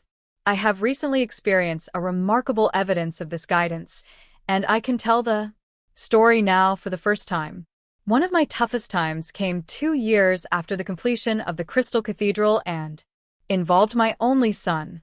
Ever since he was a young teenager, he felt called to commit his life to Jesus Christ and to full-time ministry. He graduated from Hope College in Holland, Michigan, and completed his theological work in California at Fuller Seminary. He began work as a part-time assistant in our ministry and had as his great goal to spend my life working with my dad as his associate and partner in the Crystal Cathedral. Such was the path he chose to walk. But the relationship between my son and me was about to take an unexpected turn. Holy Week 1981. As the meeting of the church board of the Crystal Cathedral drew to a close on Tuesday night, I turned to my son and, on impulse, said to him, "Do you have anything to report to the board?" 78/120. Tough times never last, but tough people do. Robert H. Schuller. Caught off guard, he heard himself say something he never had planned to verbalize. "Yes, as a matter of fact, I do." After a pause, he shocked himself and everybody else by saying, "I feel I have to resign from the church." There was a ghastly silence. "I want to be a great preacher like my father." I thought I saw tears in his eyes. I saw him swallow a lump in his throat. "I don't believe I'll ever be able to be the man my father is, unless I walk the kind of path he walked," he continued. "I've been praying a long time and I really believe God wants me to get out and start my own church from scratch the way Dad did." At that point his lips trembled and his eyes brimmed with tears. In all the 26 years of his life, I could not remember seeing him shed tears. When he was disciplined or scolded as a child, he took the deserved punishment with a stiff upper lip.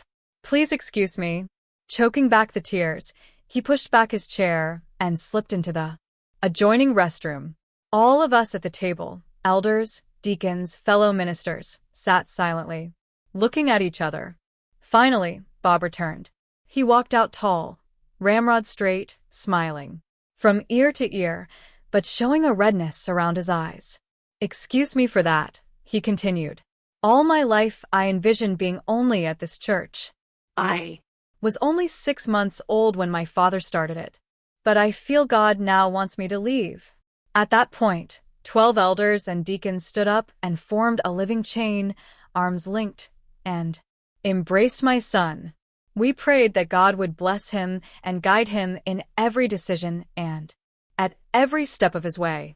After the time of deep prayer, I looked at him and asked, "What are you thinking of doing, sir?" "I think there is room for another wonderful positive Protestant church in the southern part of Tias County," he said, "and I'm praying that God will lead me there, if that is what he wants." The meeting swiftly adjourned.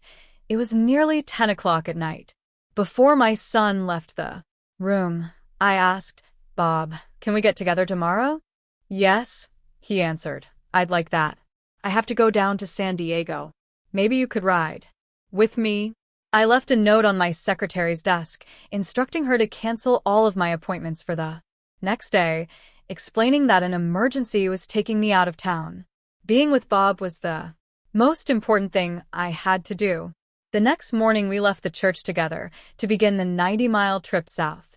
We'd been traveling for about 18 miles when I said, "Bob, starting a new church from scratch, as you hope to do, is a lot tougher today than when I was a young minister a quarter of a century ago." Bob looked at me and stopped me properly with this statement. "Then maybe you'd better stop preaching your possibility thinking, Dad." He had me, and I had no retort. "But where do you expect to buy land today, Bobs?" I asked, adding, "When I started this church, we were able to buy land for $6,000 an acre. Today there isn't much vacant land to be bought. And if you can find an empty parcel, it would cost you over $100,000 an acre." He raised his right arm and with one long finger pointed through the window to the huge expanse of undeveloped ranch land directly in line with our car. And American Glad flew from a flagpole on a sloping green hillside surrounded by palm trees. It was the famous 92-acre Rancho Capistrano. "I have thought and prayed, and I believe that God is going to give me a piece of that land," Bob said confidently. I was floored by his powerful, affirmative faith. "Why, Bob, that might just be possible," I answered, for the first time getting a little excited about his dream. "After all, that's where John Crean lives, and he's the man who gave the first $1 million to launch the Crystal Cathedral Fund Drive.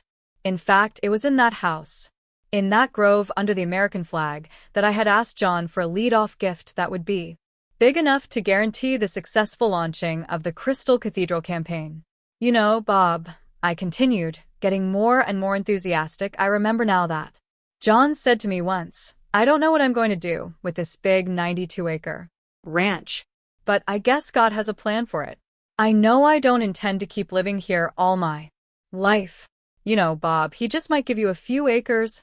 "I'm sure he will," Bob said.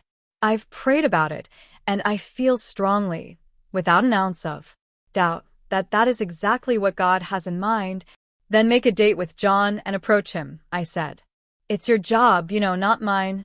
By the end of the day on Wednesday, we had made our trip to San Diego and returned home. Shortly after the sunset of this day in Holy Week, my son called John Crean for an appointment to get together and talk. "How about tomorrow?" Mr. Crean offered. "Sounds great," said Bob. The next day, Maundy Thursday, they met for lunch. Bob called me at breakfast and said, "I'm having lunch with John Crean. Pray for me."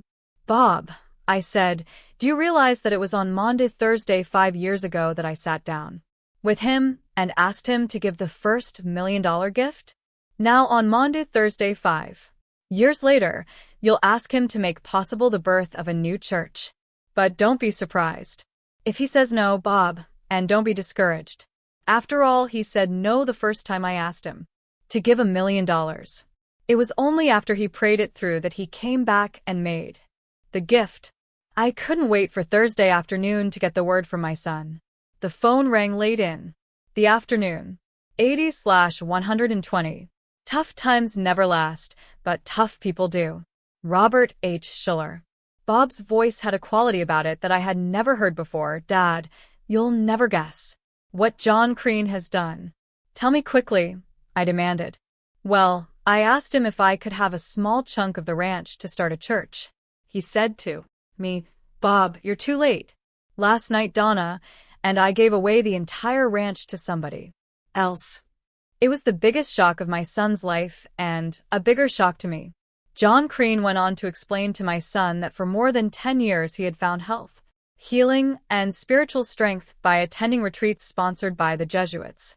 Few, if any, organizations in the world are more experienced in running retreats effectively than the Jesuits. Donna and I prayed and came to the conclusion that God wanted the ranch to be a retreat center. Since the Jesuits really know how to run retreats, we have offered it to them. In fact, we signed the papers last night, deeding the entire 92-acre ranch to them. It was good news and bad news. The good news was that John Crean was giving the land to a wonderful organization of godly men for a fantastic cause. The bad news was my fear of what it might do to my son's faith in God's guidance through answered prayer. Meanwhile, I had a dream I had never shared with anyone. I had long dreamed of having a retreat center. Now, I was also spiritually distraught at having lost the opportunity to acquire a piece of property on which I would have been able to fulfill my unspoken dream of launching retreats for married couples, burned-out ministers, or persons with problems with alcoholism. Mr. Crean was a voting and an active member of the Hour of Power program's board of directors, but I had never shared my secret dream with him. He never had known of my heart's desire. Naturally, there was no reason why he should consider offering the property To us. had he known how deeply I had wanted to get into this healing ministry myself. Maybe he would have offered part of it to the Crystal Cathedral and part to the Jesuits. We Could have made a little chunk available for a church site for my son. Was it too late? Perhaps we could purchase a part of it from the Jesuits. I picked up the telephone on Saturday and called Mr. Crean. Is your gift of the ranch carved in granite or poured in concrete? And if so, is the cement dry? Oh, yes, I'm afraid it is, Bob, he answered. You know, the ranch is worth nearly $10 million and I'm giving it to them without any strings attached, so I'm sure they will accept it. They are very enthusiastic about it, or I wouldn't have signed the gift conveyance. Of course, they have to sign the papers to legally accept the gift. All I've asked is that they get the signed papers notarized and sent to me within the next 6 months. After all, I do want to have it all taken care of before we get into the last quarter of the year, when I will have to calculate my own tax situation. I was quiet for a moment before I said, I wish I had known that you wanted to turn it into a retreat center, John. I had secret dreams myself. But I am sure you did the right thing, for you are a man of prayer. I know that. I've never met a man that prays more sincerely than you do, John. With that I hung up, but my heart was enormously heavy. We would not be able to use Rancho Capistrano for the renewal conference grounds of which I had secretly dreamed. I had hoped to get to that project after the Crystal Cathedral was finished. It had taken nearly 10 years to conceive, promote, develop, and construct the Crystal Cathedral. Now in my mid-50s, that project was completed, and I wanted to get into the development of the conference facilities. But the only potential piece of property that might have been available to me had been given to someone else. Brownouts do not have to be burnouts. July 1981. 3 months passed after the Creans had signed the papers giving the property to the Jesuits. John Crean invited friends, relatives, and leaders of the Jesuits community to his ranch for a special birthday party where he announced to everyone that the gift was being given and was being accepted. The Jesuits moved in a brass cross, candles, and a communion set, using the Pool table in the game room as a place for their private morning, Massachusetts. August 1981. I am going to need the gift accepted, signed, and notarized, John Crean told a prominent Jesuit official. But for some reason the signed papers didn't come back. There were, after all, internal considerations that needed clarification by several important persons at different levels in the hierarchy. Crean unburdened his heart to me. I have never worked so hard to try to give a gift away. I don't know why they haven't signed the papers and accepted it. I wish I had given it to you, Bob, but it's too late. September 1981. The 6 months will be up on Monday, Mr. Crean instructed his attorney. Please write to the Jesuits and tell them that I will need to have the papers accepting my gift signed and notarized by 4 p.m. on Monday, September 4th. If I do not receive an acceptance at the end of this 6-month period of time, I will feel directed by God to dispose of it another way. On Monday, September 4th, I was in my library when the telephone rang at 4:04 p.m. It was Donna Crean, John's wife. Bob, I wondered if you could drop around tonight. John would like to talk to you. Donna, you know this is Monday. Monday night is my date night. You know my wife and I never go anywhere on Monday nights except on our date. I know that, Bob, she answered. Maybe you could just drop around the ranch on the way out to dinner. It won't take long. Let me give you a hint of what John wants to talk about. The gift of the ranch fell through, and he'd like to give it to you. 82/120. Tough times never last, but tough people do. Robert H. Schuller. I cried. I squealed. I almost fainted. 2 hours later, Arvella and I were sitting in the same room of the same house where 5 years before I had asked a total stranger to give a $1 million gift to launch an incredible project to be called the Crystal Cathedral. Now I was in the same room to receive the gift of a 92-acre ranch. John, I said with quivering voice, you know this is an answer to prayer. It all started when my son, in prayer, asked for a place to start his church. At that point, John Crean interrupted, strongly and intensely. Bob, I am giving this to you for a retreat center and for your church purposes. It is not for young Bob. He has to earn his own way. He has to experience his own struggles. It is my dream that this will be a retreat center, not just another church. I had to respect his strong feelings, but at the same time, I was crushed inside. What would I tell my son? I would not have been sitting in that room receiving that gift on that night if my son had not first pointed the way out of his own prayer experiences. November 1981.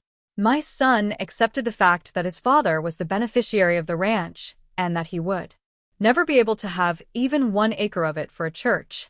He searched unsuccessfully for an empty hall. He tried to use a drive-in theater, but the city council rejected his application, contending that it would create too big a traffic problem. He looked for a warehouse to rent. None was available. He finally found a college service, hoping some people would come. The crowd grew slowly but strongly through December, January, February. Meanwhile, the ranch stood idle. I had lost my enthusiasm for its development. March 1982. John Crean and I met and agreed that we needed to have a long talk about developing the ranch. Let's spend 2 or 3 days together on the boat, he offered. I agreed. You. No, I am very impressed with the job young Bob has done, he said, as we sailed the Pacific, looking for marlin. My brother has been going to young Bob's church. He has joined it. Did you know that? Crean asked. He turned and looked at me, continuing, a lot has happened during the last year. Young Bob has proven himself. If he'd like to use the old barn at the other end of the property, make it into a little chapel, and have his church meet there, I think that might work out okay. He went on, Donna and I have been praying, and we believe in the principles practiced by the members of Alcoholics Anonymous. Let go and let God. Totally relinquish and release your entire position to God Almighty. Let Him do exactly what He wants to do the way He wants to do it in your life. We feel we have to do that, as far as the ranch is concerned. Do What you want, in the way you want, Bob. I believe you will pray for guidance. I believe God will guide you, and I believe you will do the right thing as you follow Him. No sooner had John Crean made that profound spiritual profession than a surge of release and inner strength came to me. I can only describe it as the reality of God flowing through my mind and my mood. Today, as this book is published, my son is holding church services in what was the barn on the 92-acre ranch. 2 services with growing audiences are worshiping God in this newborn church. The first of 3 carefully designed retreat centers is under construction. The beautiful rolling ranch land with a private lake, lovely woods, trees, and waterfalls will be preserved as a Garden of Eden, a place where tired and burned-out souls and marriages can find renewal and new life. 2 years have passed since my song first prayed and was pointed to the ranch. 2 years. After his prayer, he is holding services on the property that he was led by faith through prayer to claim in the name of God. His faith went through every phase: the nesting phase when God dropped the idea, the testing phase when he asked whether this was indeed the best and only place, the investing phase, the arresting phase when he was told he could not use it, and today he is enjoying the cresting phase of faith. The times of hope, despair, enthusiasm, and depression have all passed. Today the sun is shining. The sky is blue. The dream has come true. How do you renew your strength and spirit during a brownout time? How do you pick yourself up in time to prevent a burnout and prove the truth of this book? Tough times never last, but tough people do. Let's look at the word renew. I'm going to deal with each of the 5 letters that make up the word renew in the hopes that you will know and will remember how to renew yourself whenever you feel you're about to burn out. R. Review your past. Where have I come from? What was keeping me going? Review the persons that have been in your life, close to you, as well as the projects and problems you faced. Review your private practices, your philosophy of life, your value system, and your religion. Review what was the source of your emotional energy. What turned you on in the past? Why aren't you excited now? Was it a special person or a project that inspired you before? Has the person left, or is the project now complete?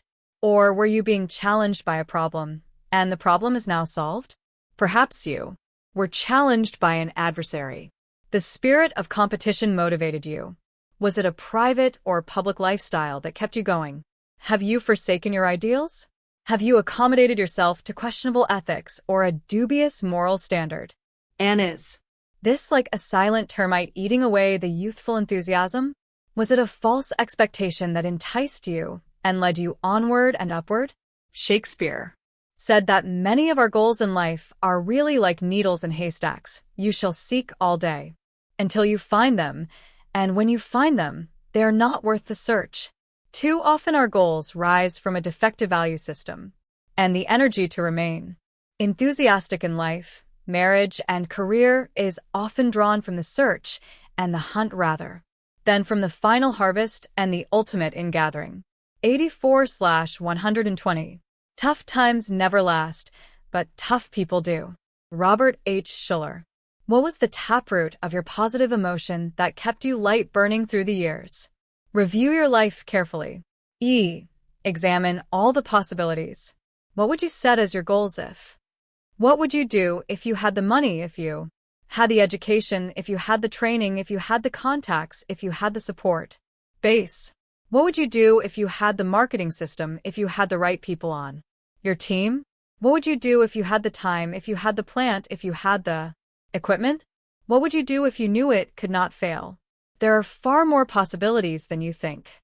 Examine them and name the price you're willing to pay. Are you willing to go to school for 2 or 3 years? Are you willing to move? Are you willing to go through 6 to 8 months of physical therapy to walk again? Name the price you're willing to pay. When Henry Ford transported Thomas Edison's entire laboratory to Dearborn Village, he also brought the trash pile. Why? Because he wanted everybody to see how much Edison had to throw away in order to finally have some success. Every salesperson knows this. There's always a pile of rejections in order to get the yes. What price are you willing to Pay?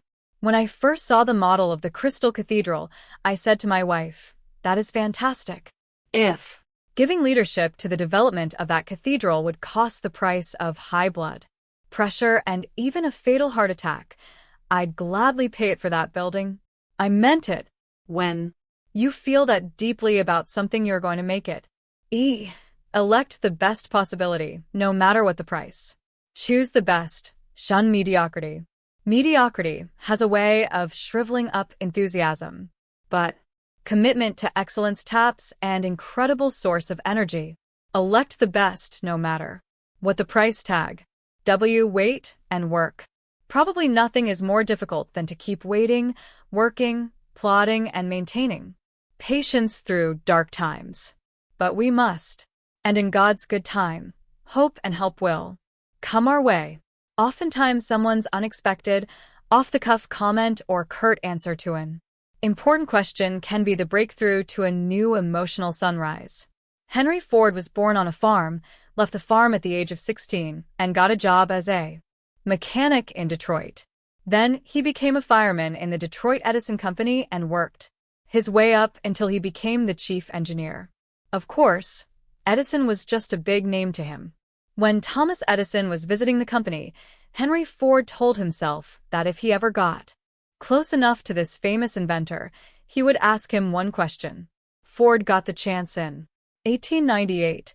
He stopped Edison and said, "Mr. Edison, may I ask you a question? Do you think gasoline is a good fuel source for motor cars?" Edison had no time for Ford. He simply said, "Yes," and walked away. And that was it. But that answer turned Ford on. Henry Ford made a commitment. It was in 1909, 11 years later, that he turned out the Tin Lizzie.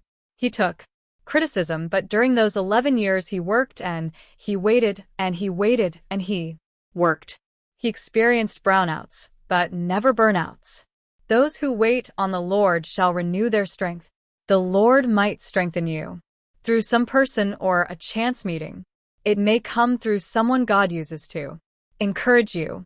I know this is true because there have been times when I needed to be encouraged. And there have been other times when God used me to give encouragement to someone else. Wait on the Lord. Remain in touch with God through prayer. You've heard of Florence Nightingale. But did you know that she was born to wealth and social prominence in London, England? This brilliant young girl from a socially prominent, wealthy family wrote in her diary in 1851 at the age of 31, "I see nothing that I desire today other than death." She came close to burning out, but she renewed herself. How? She reviewed her life. Money, social position didn't do anything for her. Then she examined the possibilities. If only she could help people. She wanted to be a nurse. Her mother and father said that such a status was beneath their dignity. But she named the price.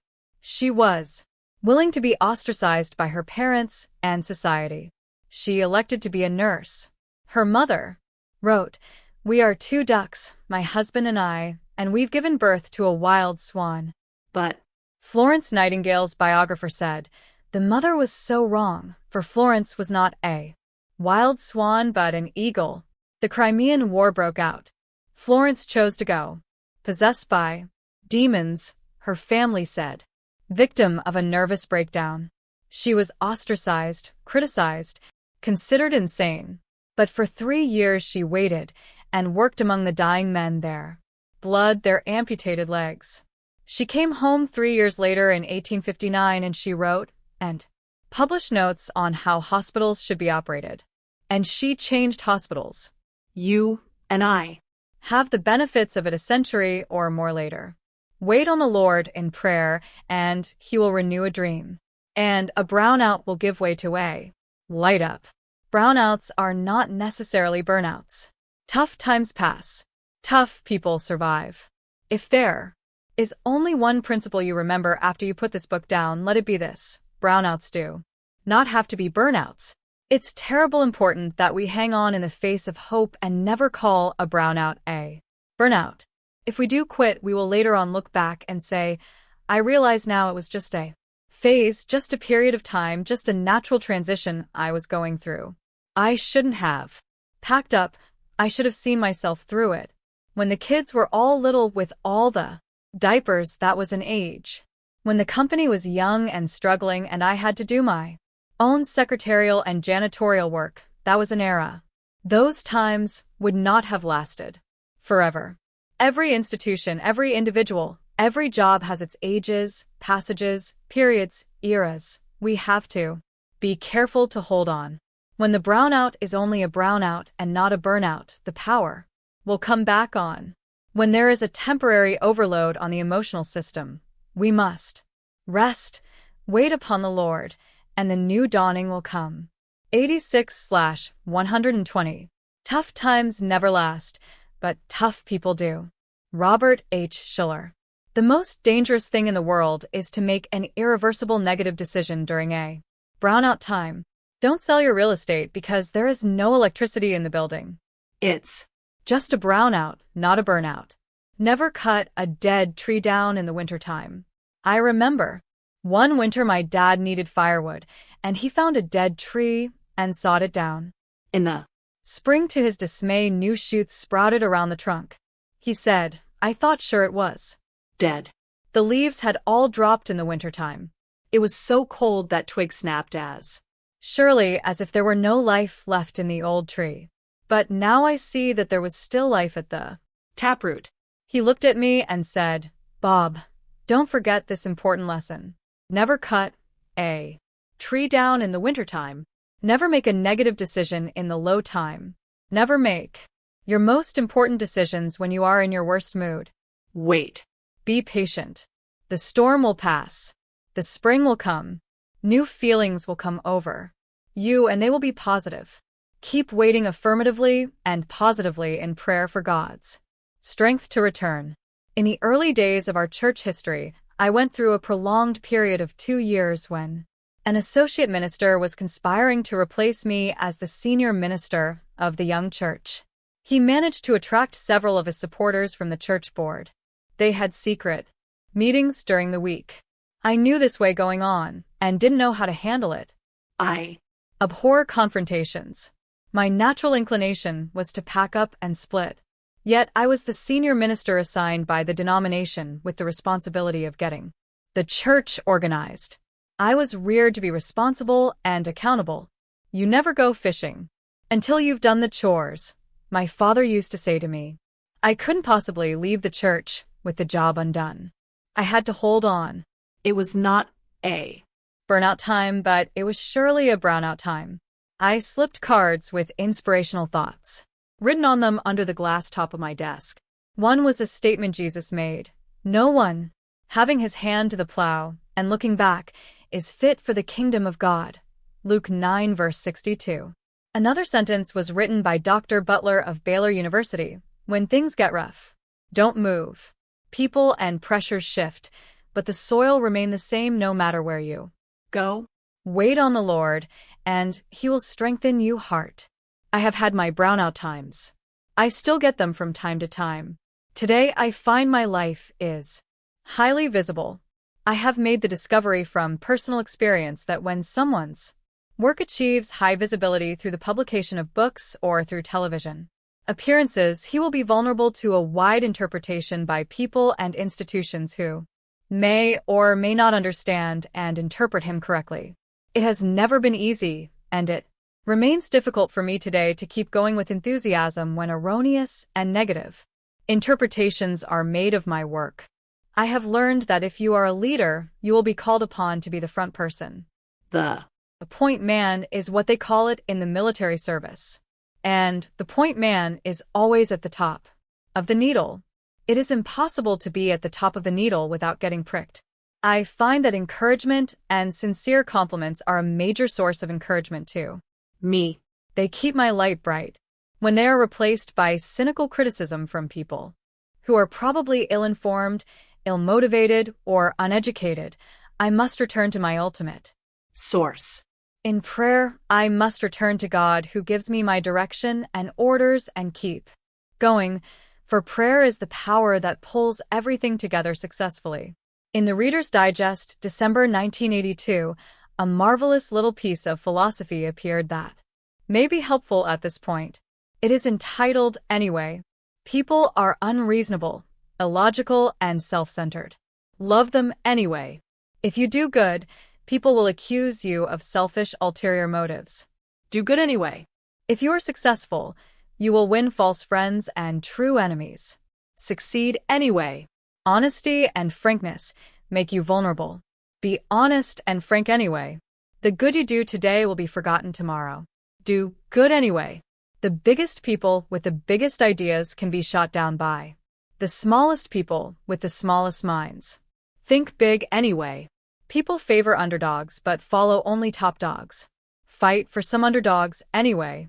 What you spent years building may be destroyed overnight. Build anyway. Give the world the best you have, and you'll get kicked in the teeth. Give the world the best you've got anyway. Point 1. The point of this piece of philosophy is that you should find joy and light in doing God's will, regardless of how people will interpret it or accept it.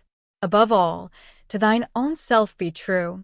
Wait on the Lord, and He will renew your strength. Prayer is the umbilical cord that allows you, with your embryonic ideas, to draw nourishment from a source that you, like an unborn infant, can neither see nor fully know or comprehend, God our Heavenly Father. Prayer is the power that pulls everything together successfully. With this prayerful attitude, tackle your problem today. Turn it over to God. Take out a sheet of paper, pick up a pencil, and get ready for the ideas that He will drop into your mind. Together, let's get ready for action. 1. Reprinted with permission from the December 1982 Reader's Digest and Response, a newsletter of Presbyterian Church of White Plains, New York, Marjorie W. Timmons, editor.